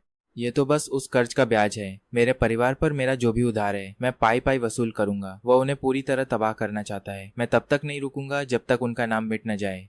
अब यहाँ से दफा हो जाओ। उसकी आवाज में सेंट लेवल क्लास का खौफनाक दबाव था जिसे टाला नहीं जा सकता था। सोफी का सारा घमंड हवा हो गया और वह डर के मारे पीछे हट गई। वह और उसके बचे हुए गार्ड जान बचाकर डंगोन के बाहर की तरफ भागते हैं। मार्कस सोफी का पीछा नहीं करता क्योंकि उसे मिली नई और असीमित ताकत को संभालने के लिए थोड़ा समय चाहिए था। वह अपना ध्यान सामने खड़े मून शैडो वोल्फ किंग पर लगाता है। वो भेड़िए का राजा मार्कस के सामने खड़ा होकर गुर्रा रहा था, मानो अपनी आखिरी जंग के लिए तैयार हो रहा हो। मैंने तुम्हारे पंजों से अपने दुश्मनों को मारा, अब तुम्हें विदा करने का वक्त है। मार्कस अपनी फैंटम विंड और ग्रेविटी कंट्रोल ताकतों को जगाकर एक परछाई की तरह सीधे भेड़िए पर झपटता है। उसी रात मून शैडो प्लेन्स डंगोन में एक सुनहरी घोषणा गूंजती है। बधाई हो, एक गुमनाम खिलाड़ी ने लेवल 15 के boss moon shadow wolf king को हराकर नया रिकॉर्ड बना दिया है। डंगोन के बाहर दोनों परिवारों की टीमें हैरान रह गईं जब घायल सोफी बाहर आई। उसके पास ऐसी खबर थी जो सब कुछ बदल देगी। शहर की हवा में मानो अचानक बर्फ जम गई हो। झुलसी हुई सोफी और उसके गार्ड्स लड़खड़ाते हुए डंगोन के गेट से बाहर निकलते हैं। बाहर दोनों परिवारों के बड़े जैकब और आर्थर बेसब्री से उनका इंतजार कर रहे थे और तुरंत आगे बढ़े। सोफी, तुम इतनी जल्दी बाहर कैसे आ गईं? जूलियन कहाँ है? आर्थर हाथ में शैंपेन लिए मुस्कुराते हुए पूछता है। वह सोचता है कि शायद जूलियन ने बॉस को एक ही झटके में मार दिया होगा। तभी सोफी के पैर कांपने लगते हैं और वह लाल कालीन पर गिर पड़ती है। उसकी आंखों से आंसू बह रहे थे और वह थरथराते हुए कहती है, अंकल जैकब, जूलियन वो मर चुका है। वह रोते हुए कहती है। जैकब के हाथ से सिगार छूटकर गिर जाता है। आर्थर के चेहरे की हंसी गायब हो जाती है और उसका पूरा शरीर सुन्न पड़ जाता है। ये क्या बकवास है? जैकब गुस्से में एक गार्ड का कॉलर पकड़कर चिल्लाता है। लेवल 40 के खौफनाक दबाव से उसकी आंखें लाल हो जाती हैं। इतने सारे रक्षकों के होते हुए वह कैसे मर सकता है? क्या वोल्फ किंग बेकाबू हो गया था? वह पूछता है। नहीं, वो वोल्फ किंग नहीं था। गार्ड डर के मारे हकलाते हुए कहता है। उसकी आंखों का खौफ सब बयां कर रहा था। वह मार्कस था, आपका वही बेटा जिसे आपने निकाल दिया था। उसने सबको मार डाला और जूलियन के सीने से उसकी एस रैंक कोर भी निकाल ली। आर्थर चिल्लाता है। आंखों के आगे अंधेरा छा जाता है। कोर छीनना बेहद भयानक दर्दनाक मौत है। वे समझ नहीं पा रहे थे कि एक बेकार लड़का जूलियन जैसे योद्धा को कैसे मार सकता है। कहाँ है वह लड़का? जैकब पागलों की तरह दहाड़ता है। उसकी अर्थ एलिमेंट मैजिक जाग उठती है और पैरों के नीचे की जमीन टूटने लगती है। मैं उसे जिंदा जला दूंगा, वह चीखता है, जबकि सोफी बेबसी से सिर्फ उसे देखती रह जाती है। वह जानती है कि उनके परिवार की बर्बादी तो अभी शुरू हुई है। डंगोन की तरफ इशारा करते हुए सोफी रोते हुए कहती है, मार्कस अभी भी अंदर ही है, वोल्फ किंग का शिकार कर रहा है। जैकब डंगोन में घुसने के लिए तैयार होता है, लेकिन सोफी का बड़ा बुजुर्ग उसे रोकता है। वह समझाता है कि बॉस के मरने के बाद मार्कस शायद किसी दूसरे रास्ते से निकल चुका होगा और उसके पास सोंग परिवार का पर्पल गोल्ड टोकन है, जिस वजह से उस पर हमला करना बड़ी मुसीबत खड़ी कर सकता है। सोंग परिवार। जैकब गुस्से में अपने दांत पीसता है। वह समझ जाता है कि उसका बागी बेटा इतना बेखौफ क्यों था। उसे एक मजबूत सहारा मिल गया था। जैकब तुरंत अपने परिवार के शैडो गार्ड्स को बुलाने का हुक्म देता है। 10 मिलियन नहीं, सीधे $50 मिलियन का इनाम। जैकब की आवाज में जहर घुला था। जो कोई भी मार्कस का सिर लाएगा उसे भारी इनाम देने का वादा किया जाता है। इस बीच हम मार्कस को शहर के एक सुनसान अपार्टमेंट में देखते हैं। वह ध्यान लगाकर बैठा है और उसके चारों तरफ हल्के हरे और गहरे लाल रंग की रोशनी घूम रही है। उसके हाथ में वह ताकतवर टाइटन क्लास की कोर थी जिसे उसने जूलियन के सीने से छीना था। जैसे ही सिस्टम उसे बदलना शुरू करता है वह कोर अपनी आखिरी चमक बिखेरती है। सिस्टम इस उच्च दर्जे की धातु शक्ति को डेमन पॉइंट्स में बदल देता है। उसे 8000 पॉइंट्स मिलते हैं और फायर डेमन के अनलॉक होने का सफर 15% तक पहुंच जाता है, जिससे उसे हेल्स ब्रीथ स्किल मिलती है। विंड डेमन 12% पर पहुंचकर विंड चाइम लीप खोलता है जो उसकी रफ्तार को जंग में 30% बढ़ा देगी। ताकत के शरीर में समाते ही मार्कस के टूटे हुए हाथ की हड्डियां आपस में जुड़ने लगती हैं। कुछ ही देर में जब वो पट्टी हटाता है तो उसका टेढ़ा हाथ ठीक हो चुका था। उसकी त्वचा अब जेमस्टोन की तरह चमक रही थी। यह होली लॉर्ड क्लास की कमाल की शक्ति थी। मार्कस खड़ा होता है और हवा में एक हल्का सा मुक्का चलाकर आजमाता है। कमरे में एक तेज धमाके जैसी आवाज गूंजती है। उसकी ताकत उम्मीद से भी ज्यादा तेजी से वापस आ रही थी। वह खिड़की खोलकर जगमगाती हुई उस हवेली की तरफ देखता है जहां जूलियन की मौत के बाद कोहराम मचा हुआ था। लेकिन मार्कस के लिए यह तो उसके बदले की सिर्फ शुरुआत थी। तभी सिस्टम में एक नया मुख्य मिशन शुरू होता है, टावर ऑफ हेवन की चुनौती। उसे 3 दिन में चौथी मंजिल पर पहुंचकर सीड ऑफ प्रोटेक्शन हासिल करना होगा। इनाम के तौर पर उसे तीसरा डेमन, अर्थ डेमन मिलेगा, जो रक्षा का सबसे बड़ा उस्ताद है। मार्कस अपनी आंखें सिकोड़ता है। अर्थ एलिमेंट वही ताकत है जिस पर जैकब परिवार को सबसे ज्यादा घमंड है, उनकी मशहूर टाइटन क्लास की ताकत।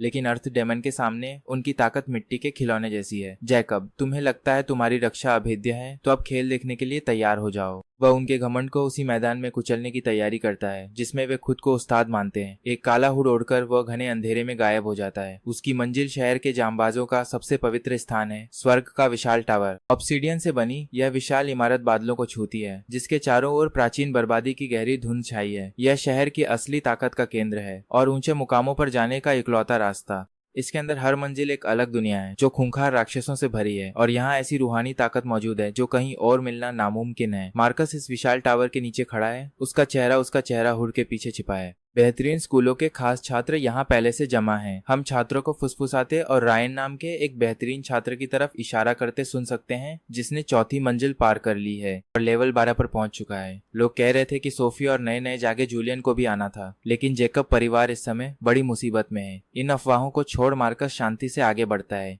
सीधे रजिस्ट्रेशन काउंटर की तरफ। बिना ऊपर देखे क्लर्क उसका नाम, लेवल और क्लास पूछता है। Marcus, level 10 warlock. जैसे ही वो ये बोलता है, आस पास की भीड़ पूरी तरह हैरान रह जाती है। लोगों को अपने कानों पर यकीन नहीं होता क्योंकि उसकी शक्तियां हाल ही में जागी हैं। उन्हें शक है कि उसने किसी मास्टर से मुफ्त का एक्सपीरियंस बटोरा है।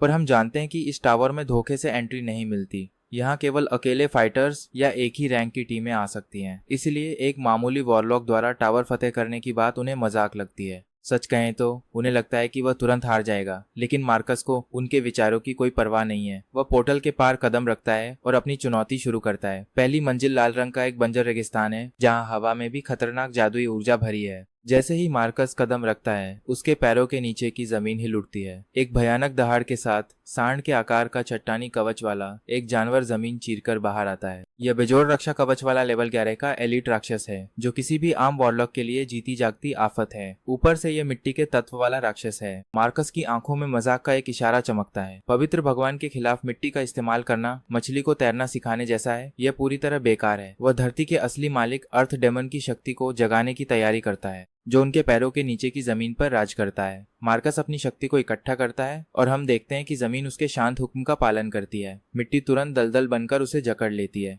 जैसे एक विशाल पत्थर का हाथ उस जानवर के पैरों को दबा रहा हो। अपनी कलाई के एक शांत झटके के साथ मार्कस गहरे लाल रंग की आग की लपटें उगलता है, जिसमें जहरीला हरा धुआं मिला हुआ है। ये आग उस पत्थर के कवच वाले जानवर को लपेट लेती है और 3 सेकंड से कम समय में उसका मजबूत कवच पिघलकर लावा बन जाता है।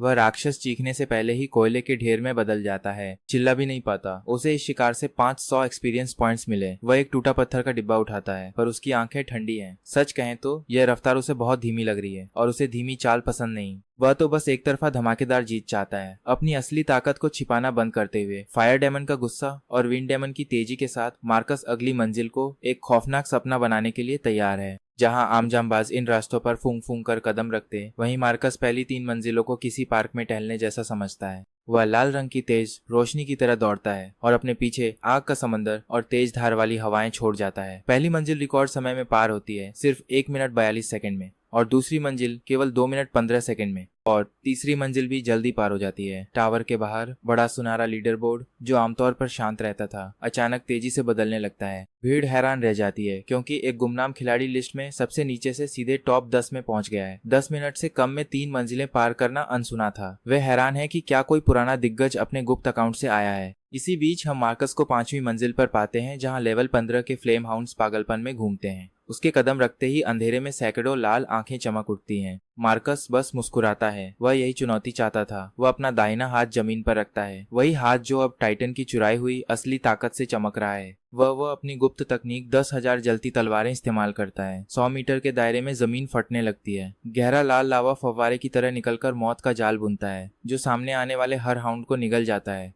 हाउंड्स के जलते ही एक्सपीरियंस पॉइंट्स की बारिश होने लगती है।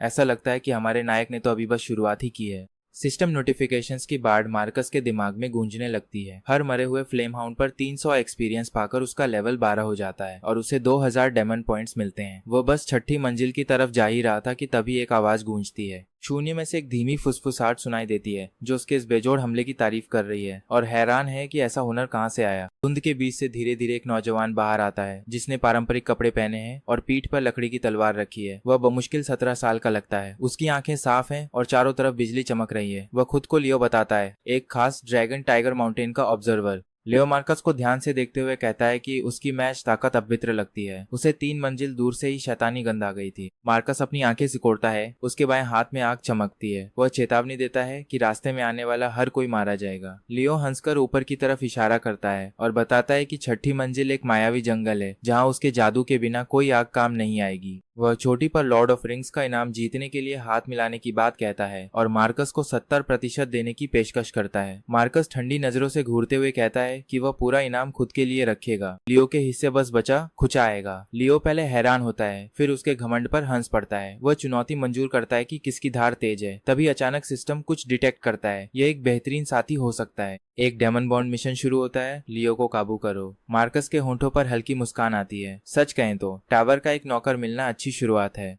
अब हम छठी मंजिल यानी मायावी जंगल में कदम रखते हैं। पोर्टल पार करते ही पूरा माहौल बदल जाता है। पुरानी मंजिलों की गर्मी गायब हो जाती है और उसकी जगह हड्डियों को कंपा देने वाली ठंड और बैंगनी कोहरा छा जाता है, जो इतना भारी महसूस होता है। विशाल पेड़ उनके ऊपर फैले हैं, जिनकी टेढ़ी टहनियां भूतों के हाथों जैसी दिखती हैं। हवा में अजीब फुसफुसाहट गूंज रही है। लियो अपनी मस्ती छोड़कर अब गंभीर हो जाता है और चेतावनी देता है कि यह कोहरा इंसान के गहरे डर का फायदा उठाता है। वह अपने कपड़ों से एक पीला ताबीज निकालता है और उंगली के इशारे से उसे जलाकर दोनों के चारों तरफ हल्के सुनहरे उजाले का सुरक्षा कवच बना देता है।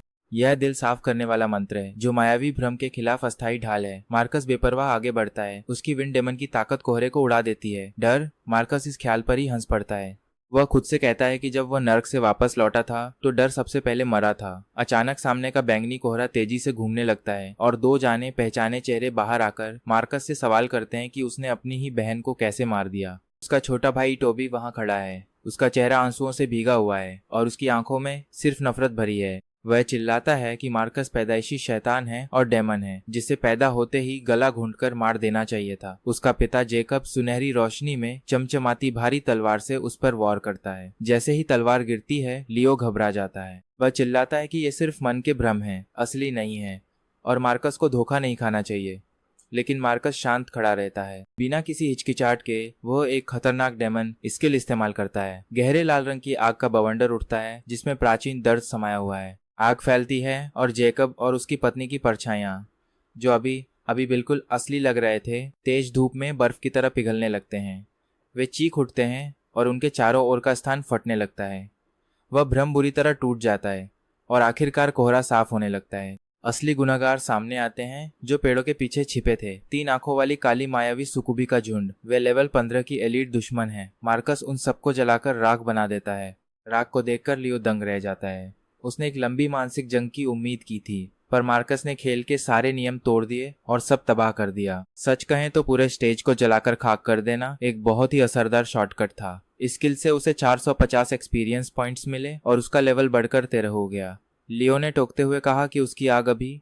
लियो अब मार्कस को बेहद गंभीरता से देखता है। उसे उन लपटों में विनाश का एक ऐसा इरादा महसूस होता है जो इंसानी तो बिल्कुल नहीं लगता। मार्कस ने रुखाई से पीछे देखा और कहा कि अगर ये मार सकता है तो अच्छा हथियार है। वो कहता है कि लियो ने अभी तक तलवार भी नहीं निकाली। लियो रहस्यमयी ढंग से हंसते हुए पीठ से लकड़ी की तलवार निकालता है। जब मार्कस इतना सीधा है तो उसे भी अपनी ताकत नहीं छिपानी चाहिए। वो समझाता है कि 7वीं मंजिल पर मार्शल जनरल्स पर आग का कोई असर नहीं होता, इसीलिए कमान वो संभालेगा। इसके बाद दोनों आगे बढ़ते हैं। लियो की ताओवादी कलाएं इतनी अजीब हैं कि उनका अंदाजा लगाना मुश्किल है। वो बचाव के लिए सुनहरी रोशनी और हमले के लिए बिजली इस्तेमाल करता है। वो मार्कस की घातक रफ्तार का मुकाबला कर लेता है। उधर टावर के बाहर जुटी भीड़ स्क्रीन देखकर जोश से चिल्ला रही है। उस गुमनाम खिलाड़ी ने टॉप 10 में जगह बना ली है। लोग हैरान होकर इशारा करते हैं। उसके साथ दूसरी रोशनी को बढ़ता देख वो समझ जाते हैं कि ये कोई मशहूर ड्रैगन टाइगर माउंटेन का लियो है, जो एक खास योद्धा है। भीड़ समझ जाती है कि वो एक ड्रीम टीम देख रहे हैं। एक बेहतरीन जादूगर और एक लाजवाब ताओवादी मिलकर खतरनाक ढंग से काम कर रहे हैं। जब इस टीम में ताओवादी शामिल हो तो लगता है कि ये पूरे शहर को हिलाकर रख देंगे। अब हम चलते हैं 9वीं मंजिल पर, जो शिखर का आखिरी रास्ता है। वहाँ उनका रास्ता रोकने वाला जीव कोई मामूली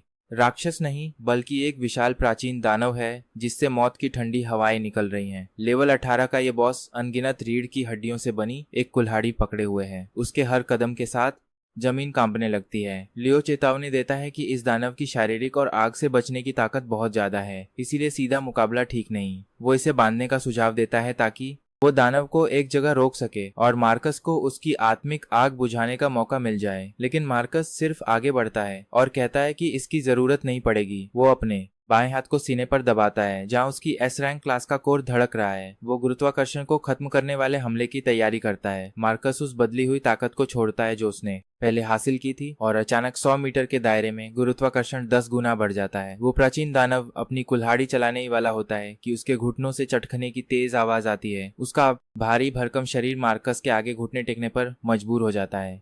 मार्कस लियो की तरफ देखता है और उसकी ताकत मांगता है। लियो तुरंत समझ जाता है और आसमान की तरफ उंगली उठाकर बिजली को पुकारता है।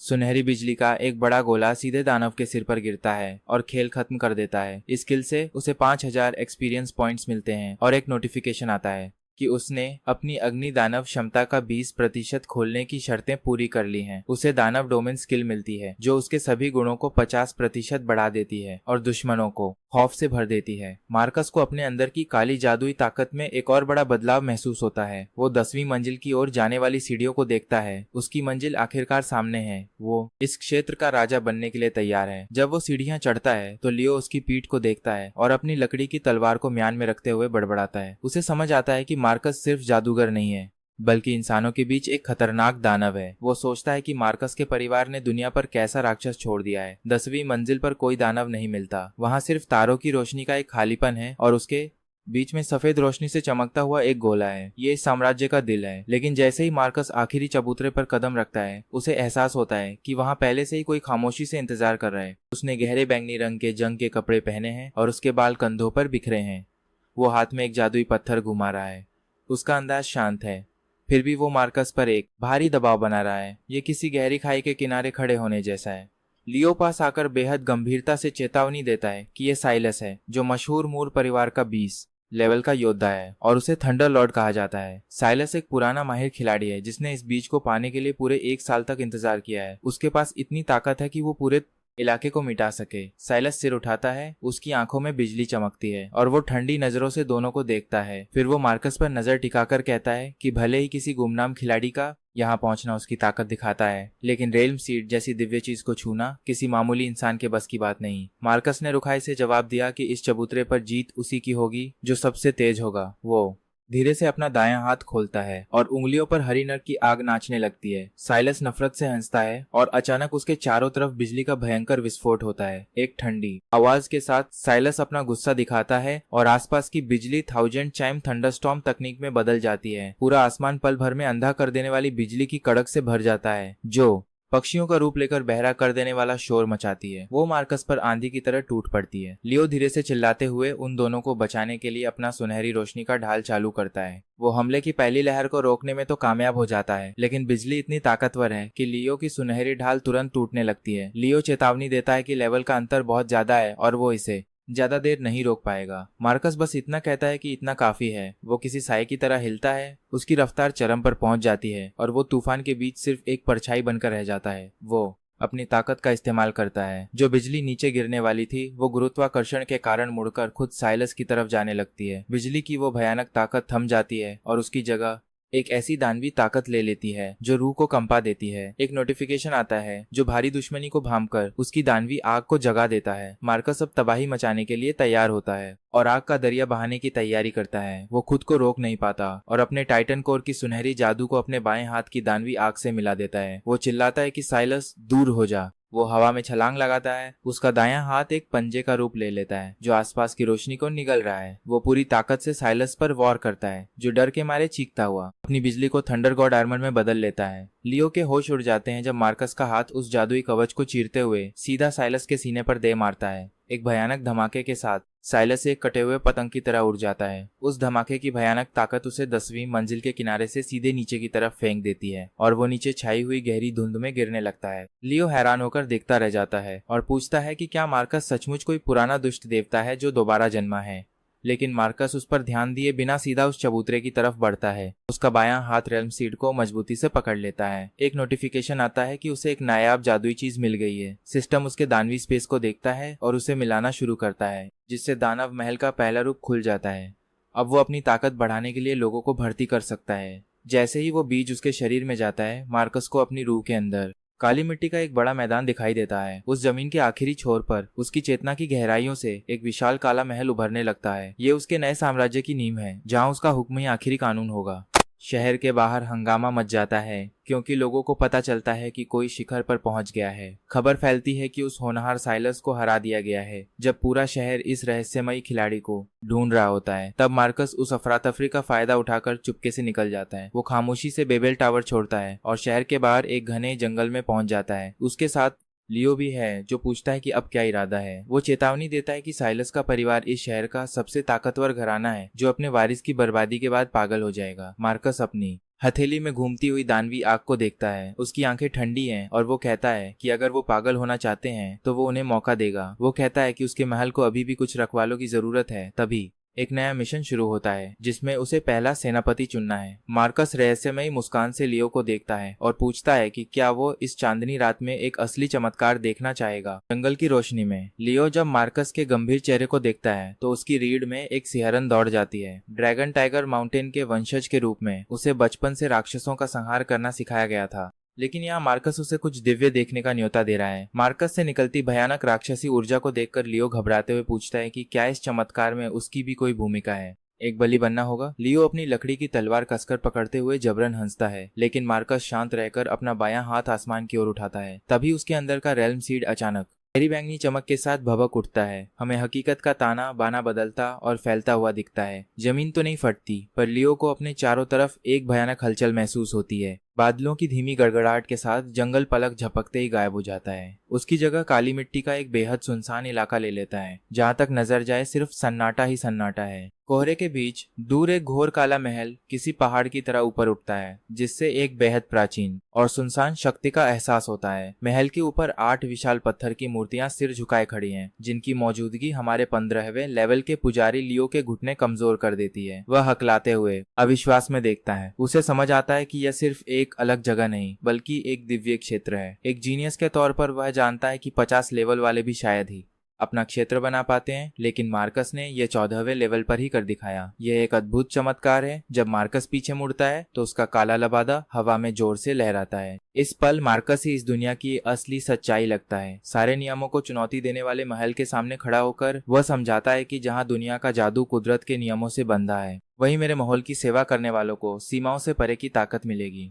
उंगली के एक इशारे से मार्कस लियो की तरफ असली आग की एक चिंगारी भेजता है जो खुद सम्राट की अपनी मूल शक्ति है। यह लियो की बिजली की ताकत को दोगुना करने का वादा करती है, बशर्ते वह इस महल की रक्षा करे। लियो तबाही की उस चमकती हुई चिंगारी को देखता है और थूक गटकता है। वह जानता है कि यही वो पल है जब उसका भाग्य बदल जाएगा। इस सुनहरे वैभव के सामने बड़े बड़े घराने और उसका अपना ड्रैगन टाइगर माउंटेन भी अचानक बहुत छोटे लगने लगते हैं। वह सब कुछ दांव पर लगाने का फैसला करता है क्योंकि मंदिर की जिंदगी इस नए रास्ते के आगे कुछ भी नहीं थी। नोटिफिकेशन आते ही दानव महल का पहला रूप अनलॉक हो जाता है और लियो को थंडरफायर जज की अनोखी उपाधि मिलती है। सम्राट के आशीर्वाद से लियो का लेवल तुरंत बढ़ जाता है, जिससे उसका हर वार अब सीधे जानलेवा वार बन जाता है। एक लाल रोशनी उस युवा पुजारी को घेर लेती है और हमें उसकी ताकत पलक झपकते ही 15 से 16 लेवल पर पहुंचती दिखती है।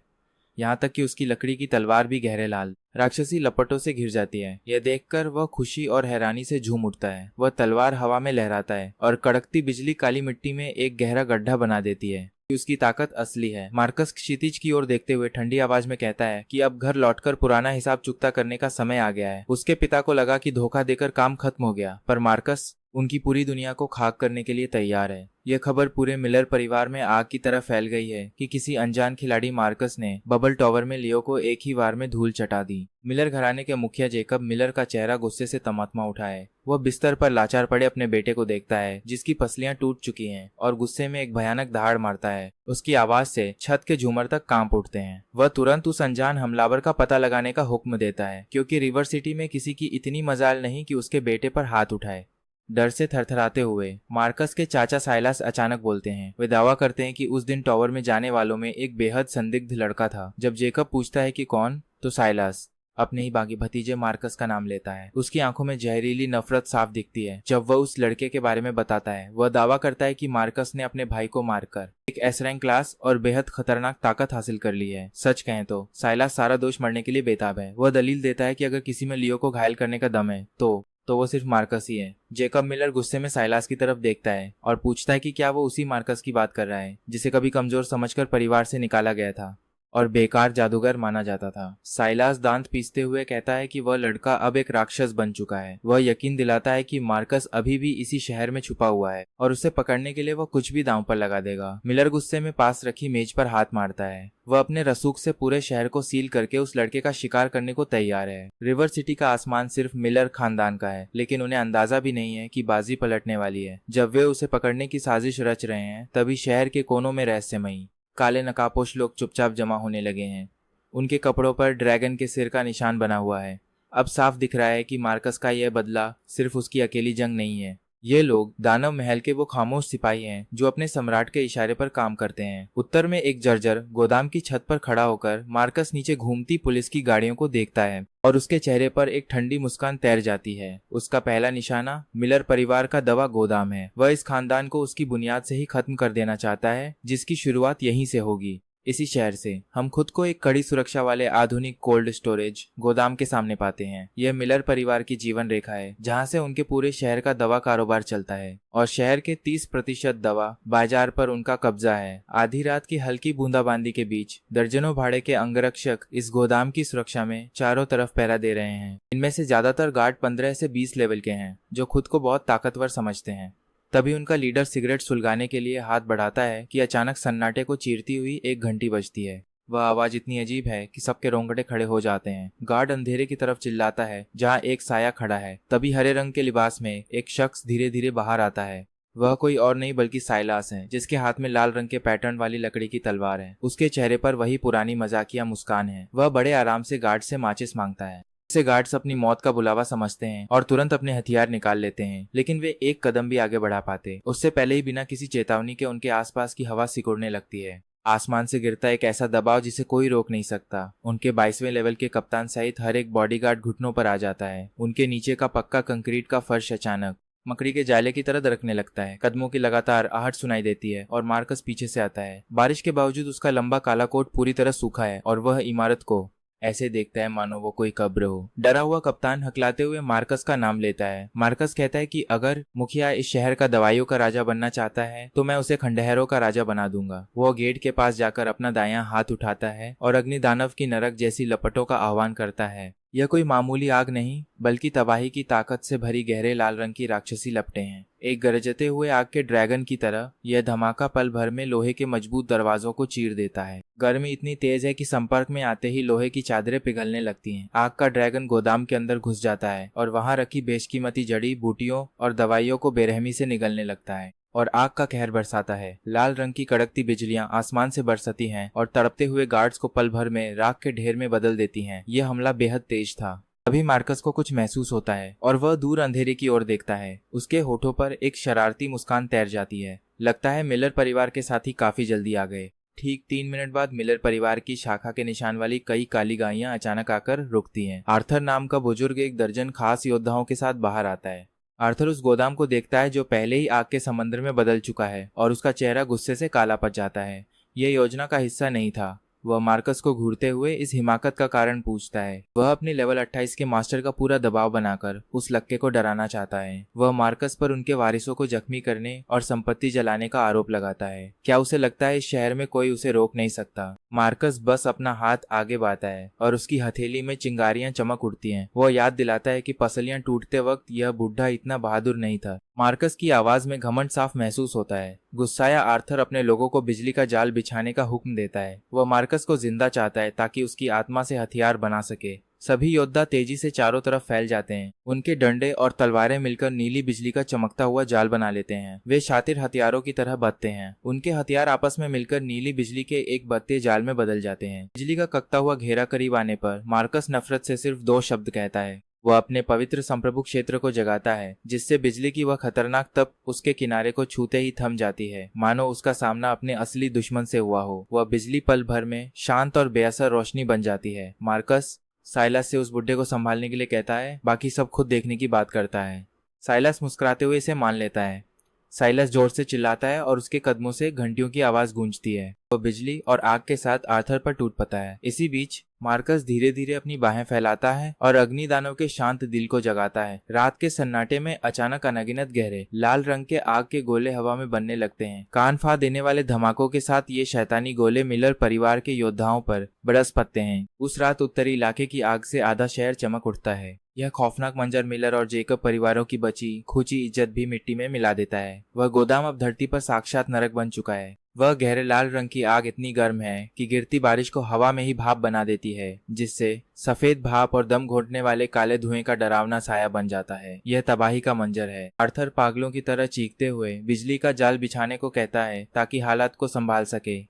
वह जिन 12 खास योद्धाओं को लाया था वे सभी लेवल 20 से ऊपर के जादूगर हैं। वे गोल घेरे में फैल जाते हैं और उनके हथियार एक ताल में तेजी से घूमने लगते हैं। नीली बिजली के मोटे तार हवा में आपस में मिलकर एक बहुपिंजरा बना देते हैं ताकि मार्कस को एक ही जगह रखा जा सके। आर्थर घमंड से कहता है कि लेवल 30 का मास्टर भी इस जाल में नहीं बचेगा। वह मार्कस को घुटनों पर आने को कहता है। मार्कस इस जाल के बीच खगा है। उसका चेहरा बिल्कुल शांत है। सच कहूं तो वह खुद को बचाने के लिए कोई रक्षा कवच भी नहीं बनाता। वह बस बिजली के तेज झटकों को अपने पवित्र संप्रभु क्षेत्र से टकराने देता है। वह कक्काते हैं, फिर भी उसे हिला जरा सा भी हिला नहीं पाते। मार्कस ठंडे स्वर में कहता है कि यह बुड्ढा साइलस के सब्र का इम्तिहान ले रहा है और उनका नाम खराब कर रहा है। साइलस हंसता है। वह अपनी असली ताकत दिखाने को बेताब है, एक थंडरफायर जज के रूप में। सीलास खुद बिजली की तरह तेजी से बधता है। वह पहले से ही एक काबिल साधक था, लेकिन अब पवित्र संप्रभु की ताकत से उसके पीछे केवल परछाइयां नजर आती हैं। एक तेज चीख के साथ सीलास अपनी लकी की तलवार जमीन पर दे मारता है। शैतानी आग और पवित्र बिजली का एक बार झटका चारों तरफ फैल जाता है। वह बिजली का जाल, जिसे बहुत मजबूत माना जाता था, इस अद्भुत ताकत के सामने आते ही पल भर में टूटने लगता है। ये वैसा ही था जैसे गर्म चाकू मक्खन को काट दे। उस मजबूत जाल में एक रास्ता बन जाता है। इस पलटवार का असर उन जादूगरों के लिए बेहद भयानक होता है। मिलर परिवार के 3 जादूगर जो इस जाल को संभाले हुए थे, एक साथ खून की उल्टी करते हैं और उनके शरीर हवा में इस धमाके की वजह से पीछे जा गिरते हैं। आर्थर हैरान होकर सोचता है कि ये कैसी अजीब ताकत है और इसमें इतना शैतानी जहर कैसे घुला है। उसने अपनी पूरी जिंदगी में ऐसा कभी नहीं देखा था। यह ताकत सचमुच बेहद डरावनी और विशाल थी। मार्कस तय करता है कि अब इन्हें विदा करने का समय आ गया है। वह अदृश्य होकर अपनी चाल चलता है और उसका शरीर पल भर में गायब हो जाता है। वह वहां से इस तरह ओझल होता है कि हवा में केवल भारी तपन की एक लकीर रह जाती है। खतरा भाम पर रक्षक चिल्लाते हैं कि बुजुर्ग की रक्षा करो। लेवल 25 के 2 बिजली के योद्धा तेजी से काम करते हैं और आर्थर के आगे अपनी ढाल लगा देते हैं। धातु के ऊपर बिजली दौड़ती है और एक मजबूत दीवार बन जाती है। तभी मार्कस का काल बनकर वॉर सामने आता है। उसका साया अचानक उस बिजली की ढाल के ठीक सामने आ जाता है।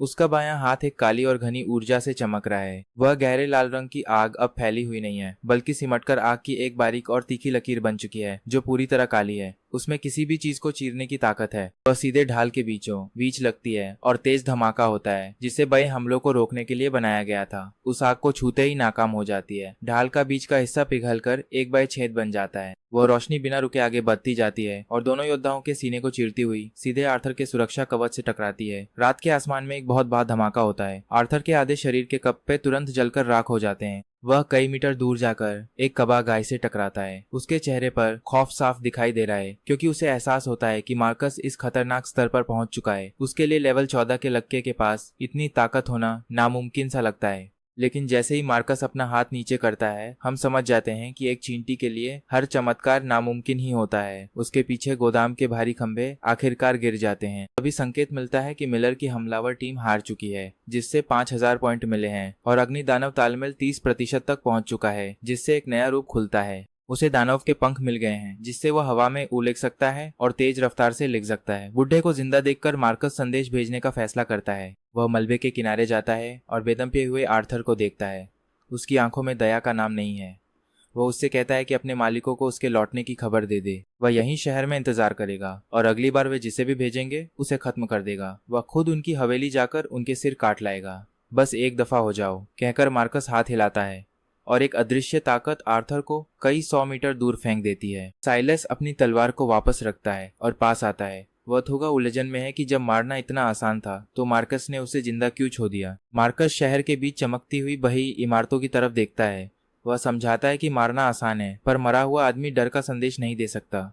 वह चाहता है कि मिलर और जेकब परिवार अपनी जिंदगी का हर पल इसी घुटते हुए खौफ में बिताएं। वह चाहता है कि वे हर पल अपने परिवार की बर्बादी के साए में जिएं। अब हम चलते हैं साउथ पियर की तरफ, जहां मिलर अपनी आखिरी खेप भेजने की तैयारी कर रहे हैं। मार्कस धुंध में ओझल हो जाता है और साइलस हंसते हुए उसके पीछे जाता है। उस रात वहां से बचे लोगों की खबर ने शहर के अमीर घरानों को हिलाकर रख दिया। रईसों का चैन छिन गया। हर कोई समझ गया कि जिस लड़के को कभी बेकार समझकर बाहर कर दिया गया था वह अब कुछ और ही बन चुका है। वह एक बेकाबू दानव में बदल चुका है जो शहर के अंधेरे से निकल रहा है। अब हम देर रात साउथ पियर की तरफ बढ़ते हैं। ठंडी समुद्री हवा अपने साथ पानी की महक ला रही है। एक दर्जन से अधिक बड़े जहाज किनारे पर खजे होकर अपने हुक्म का इंतजार कर रहे हैं। उनमें सबसे बड़ा जहाज सिटी पायलट काला धुआं छोते हुए मिलर परिवार की बची खुची दौलत और खास संपत्तियों को ले जाने की तैयारी में है। इस खेप में कीमती जादुई पत्थर और क्रिस्टल शामिल हैं जो राजधानी भेजे जाने हैं। ये मिलर परिवार का आखिरी दाम है। अगर यह सामान राजधानी पहुंच गया तो वे एक बड़े घराने की सुरक्षा खरीद कर इस आफत से बच सकते हैं। सच कहें तो यही उनकी आखिरी उम्मीद थी। गार्ड्स को हथियारों की जांच का आदेश मिला है। मुखिया ने कह दिया है कि आज रात घाट के पास एक मक्खी भी नहीं फटकनी चाहिए। दाम बहुत ऊंचे हैं और 200 प्रोफेशनल्स तैयार खड़े हैं, जिनमें शामिल है मिलर के प्राइवेट सैनिक और जेकब द्वारा भेजे गए एलिट। भीड़ के ठीक बीच में एक गंभीर चेहरे वाला आदमी खड़ा है। यह डेविड मिलर है, जो एक भारी मिट्टी के रंग की लाठी पर टिका हुआ है। उसके बगल में खड़ा है जेकब का सेकंड इन कमांड, जिसे लोग थंडरहैंड माइक के नाम से जानते हैं। माइक पटाखे जैसी आवाज के साथ अपनी गर्दन मटकाता है और डेविड से पूछता है कि क्या सच में उस लड़के में यहाँ आने की हिम्मत है। वह इस घाट को कब्रिस्तान बनाने की सोच रहा है। जैसे ही उसके मुंह से ये शब्द निकलते हैं, शांत पानी पर अचानक गहरे लाल रंग की आग भड़क उठती है। रात का सन्नाटा अब आधिकारिक तौर पर खत्म हो चुका है। एक विशाल लहर उठती है और एक छोटी नाव धमाके के सारे घने कोहरे को चीरते हुए किसी तीर की तरह घाट की तरफ बढ़ती है। प्रोफेशनल्स तुरंत अपने हथियार निकाल लेते हैं और उनकी तरह तरह की स्किल्स की चमक से आसमान रोशन हो जाता है। उन्हें समझ आता है कि उनका मेहमान आखिरकार आ चुका है। जैसे ही नाव टूटती है, मार्कस का दुबला पर रौबदार शरीर हवा में उछल जाता है और यहीं हमें कुछ बेहद हैरान करने वाला दिखता है। उसके पीछे गहरे लाल रंग की आग और हल्के हरे तूफानों से बने काल्पनिक पंख फैल जाते हैं। उसने एक दानव के पंख प्रकट कर दिए हैं। ये देखकर डेविड की आंखें डर से फटी की फटी रह जाती हैं, क्योंकि लेवल 30 से पहले हवा में लड़ना नामुमकिन माना जाता है जब तक कि किसी के पास खास फ्लाइट बेस क्लास न हो। मार्कस आसमान में ऊंचा उड़ते हुए नीचे खड़ी घनी भीड़ को देखता है। वह डेविड से पूछता है कि क्या उसे उसका लाया हुआ यह छोटा सा सरप्राइज पसंद आया। वह अपना बायां हाथ खोलता है और उसकी उंगलियों के बीच एक बिल्कुल काला ग्रेविटी स्फीयर बनने लगता है। वह इसे ग्रेविटेशनल ब्लैक स्टार कहता है। मार्कस पूरी ताकत से उस गोले को नीचे फेंकता है। गार्ड्स चिल्लाते हुए अपनी शील्ड एक्टिवेट करने को कहते हैं, लेकिन वह काला गोला टकराने पर फटता नहीं है, बल्कि एक भयानक गुरुत्वाकर्षण खिंचाव पैदा करता है। पास के शिपिंग कंटेनर्स, मलबा और कम लेवल वाले प्रोफेशनल्स भी तुरंत इसकी चपेट में आ जाते हैं और लाचार होकर केंद्र की ओर खींचे चले जाते हैं। हड्डियां टूटने की आवाजें और चीखें हवा में गूंज उठती हैं। पलक झपकते ही मिलर के दर्जनों गार्ड्स वहां फंस जाते हैं।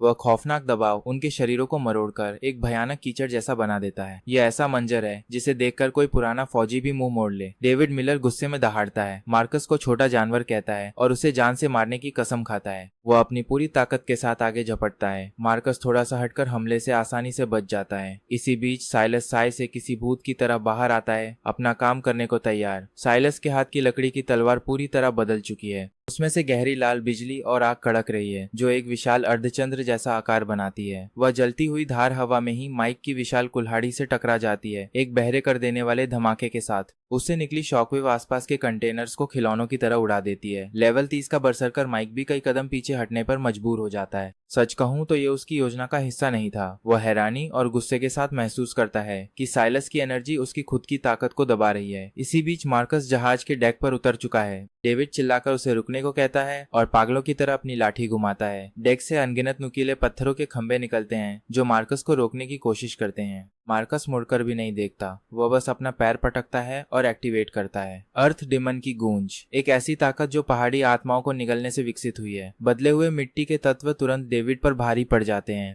उठते हुए पत्थर के खंभे तुरंत पिघलकर चमकते हुए लावा की रस्सियां बन जाते हैं। ये धधकते बंधन डेविड को उसी जगह जकड़ लेते हैं। मार्कस अपना सिर घुमाता है और देखता है कि जिस डिफेंस पर डेविड को इतना घमंड था वह तो महज एक मजाक है। वह आग जो मार्कस की आंखों में चमक रही है पूरे मालवाहक जहाज को लाल रोशनी से सराबोर कर देती है। वह ऐलान करता है कि मिलर खानदान इन रिसोर्सेज के लायक नहीं है। वह अपना बायां हाथ डेक के बीच में रखता है और उसकी दानवी ताकत पूरे जहाज में दौड़ने लगती है और इस परिवार की हर चीज को अपनी गिरफ्त में ले लेती है। कुछ ही सेकंडों में वह काली ऊर्जा पूरे बड़े जहाज पर फैल जाती है। तभी सिस्टम नोटिफिकेशन बजता है इसकी सेकंडों में बड़े जहाज पर फैल जाती है और उसकी दानवी ताकत पूरे जहाज में दौड़ने लगती है और उसकी दानवी ताकत पूरे जहाज में दौड़ने लगती है जहाज में दौड़ने लगती है और उसकी दानवी ताकत पूरे जहाज में दौड़ने लगती है। तो के बारे करके है कोर मिलर रिसोर्सेज लूटे गए, 15,000 डिमन पॉइंट्स मिले। कंटेनमेंट फंक्शन चालू हो जाता है और सारा माल उसके गोदाम में चला जाता है। फिर धातु के फटने की एक जोरदार दहाड़ के साथ पूरा 10,000 टन का मालवाहक जहाज गायब हो जाता है सबकी आंखों के सामने, जिसे मार्कस के पीछे बने एक बिल्कुल काले बवंडर ने निगल लिया और बस वह हमेशा के लिए चला गया। डेविड उस खाली पानी को देखता है जहाँ कभी उसका भविष्य हुआ करता था। वह मुंह भरकर खून थूकता है और गिर पड़ता है। उसकी हिम्मत पूरी तरह टूट चुकी है। मिलर परिवार खत्म हो चुका है। मार्कस बारिश में खड़ा होकर घाट के मलबे को ठंडी निगाहों से देखता है। उसे पता है कि अब मैंग परिवार से बचा हुआ कर्ज वसूलने का समय है।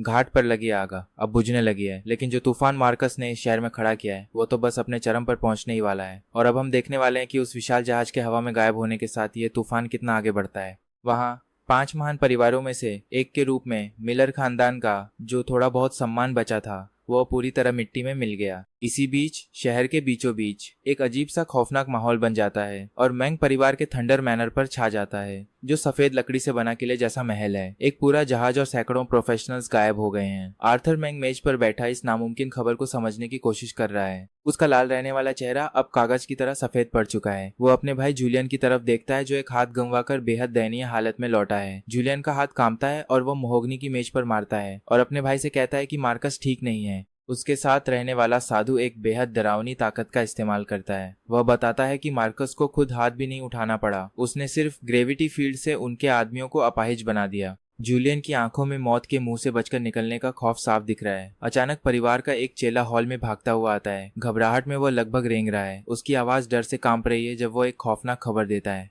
वह चिल्लाता है कि कोई मुख्य दरवाजे पर मौत की घंटी छोड़ गया है। आर्थर अचानक खड़ा हो जाता है और हवा की रफ्तार से हवेली के दरवाजे की तरफ भागता है। हम देखते हैं कि दरवाजे के आलीशान सफेद जेड के खंभे टुकड़े टुकड़े हो चुके हैं। 3 आदमियों जितना ऊंचा एक बड़ा कांसे का घंटा परिवार की नेमप्लेट के ठीक नीचे रखा हुआ है। उस घंटे पर गहरे लाल रंग की दानवी आग से उकेरे गए हैं। 3 बड़े कांसे के जेड के खंभे टुकड़े 3 कुरादों के ये शब्द आर्थर मैंग। ये एक तोहफा था, हालांकि ऐसा तोहफा कोई नहीं चाहेगा। जब उस घंटे की गूंज हवा में तैरती है तभी आसपास के कोहरे से बर्फ जैसी ठंडी आवाज सुनाई देती है। वह पूछती है मैंग परिवार के मुखिया से कि क्या उसे उसकी मौत की घंटी पसंद आई। वह आवाज उसे याद दिलाती है कि डेविड मिलर को पहले ही ठिकाने लगाया जा चुका है। आर्थर गुस्से में दहाड़ता है। हमलावर को साए में छिपने वाला बुजदिल कहता है। वह मांग करता है कि वह जानवर सबके सामने आए और जैसे ही वह ये कहता है माहौल बदल जाता है, मानो वह टकराव आ चुका है जिससे सब डर रहे थे। एक दानव की 2 रंगों वाली आभा लिए मार्कस एक बवंडर से धीरे धीरे नीचे उतरता है। उसके पैर उस कांसे के घंटे के ऊपरी हिस्से को छूते हैं। उसका काला कोट हवा में तेजी से लहरा रहा है। घाट से ढेर सारा एक्सपीरियंस हासिल करके मार्कस अब लेवल 16 पर पहुंच चुका है।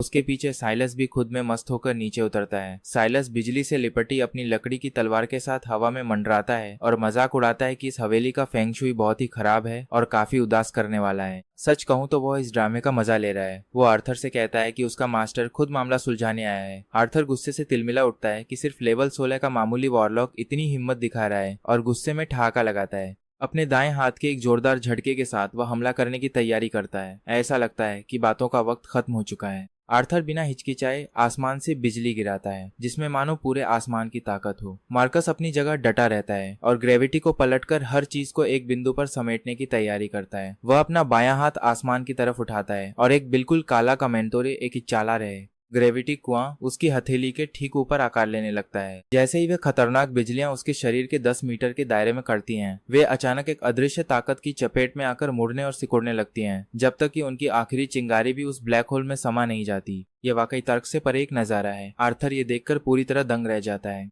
एक थंडर लॉर्ड के रूप में उसकी सबसे बड़ी ताकत उसका विस्फोटक प्रहार है, लेकिन इस समय उसे लग रहा है जैसे वह किसी शांत अंतहीन खाई में मुक्का मार रहा हो। मार्कस के पीछे फायर डेमन का गुस्सा पिघले हुए लावा से बनी एक विशाल हथेली के रूप में प्रकट होता है, पहाड़ जैसे वजन के साथ नीचे गिरती है। आर्थर घबराहट में जो लाइटनिंग शील्ड बनाता है वह उस दानवी हाथ को छूते ही चकनाचूर हो जाती है और उस भयानक टक्कर का जोर उसे सीधे जमीन में धंसा देता है। हवेली का आलीशान फर्श मकड़ी के जाले की तरह दरक जाता है और धूल का गुबार उठने लगता है। मार्कस को नोटिफिकेशन मिलता है कि उसने लेवल 32 के लॉर्ड क्लास प्रोफेशनल को गंभीर रूप से घायल कर दिया है। उसे 12,000 एक्सपीरियंस पॉइंट्स और 5,000 डेमन पॉइंट्स मिलते हैं। ये देख आर्थर का भाई जूलियन मार्कस की तरफ लपकता है, पर साइलास बीच में आकर एक गहरी हंसी हंसता है। उसकी लकड़ी की तलवार सांप की तरह बिजली की गति से चलती है। चारों तरफ आग और बिजली भड़क उठती है और लाल जंजीरें जूलियन को जकड़ लेती हैं।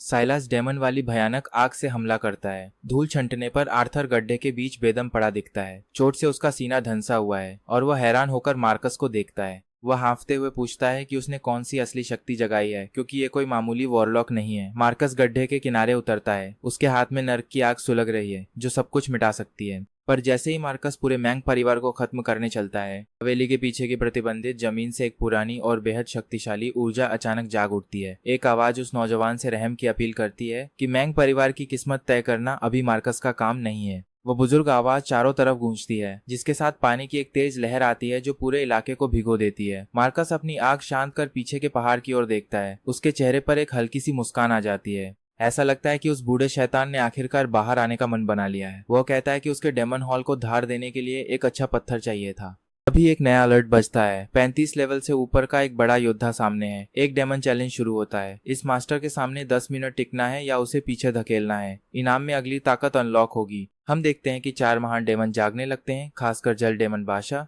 जो सभी नदियों का स्वामी है। जैसे ही वो पुरानी आवाज शांत होती है, पूरी हवेली की जमीन कांपने लगती है और पहाड़ के पीछे की झील बिना हवा के उमड़ पड़ती है। पानी की लहरें 100 मीटर लंबे पारदर्शी बाग का रूप लेकर दहाड़ती हुई सीधे मार्कस पर झपटती हैं। इस जल तत्व के मास्टर के सामने मार्कस अपने पंख फड़फड़ाकर पीछे उड़ता है, जिससे आसमान में आग की एक लाल लकीर छूट जाती है। पानी का वह ड्रैगन उसकी ढाल से टकराता है और वह मजबूत दीवार तुरंत गलने लगती है, जो सच में हैरान करने वाला है। वह कवच पिघलकर बेकार पानी बन जाता है। तभी लहरों पर चलता हुआ एक कमजोर और पुराना बुजुर्ग दिखाई देता है, जिसके बाल और दाढ़ी बिल्कुल सफेद हैं और उसने नीले रंग का चोगा पहना है। उसकी त्वचा पेड़ की पुरानी छाल जैसी है, जो सदियों से पानी में भीगी हो पर अद्भुत ताकत समेटे हो। यह मैंग परिवार के पूर्वज साइलास मैंग हैं, जो 38 लेवल के महान संत हैं। सच कहें तो उनके आने से सब बदल जाता है।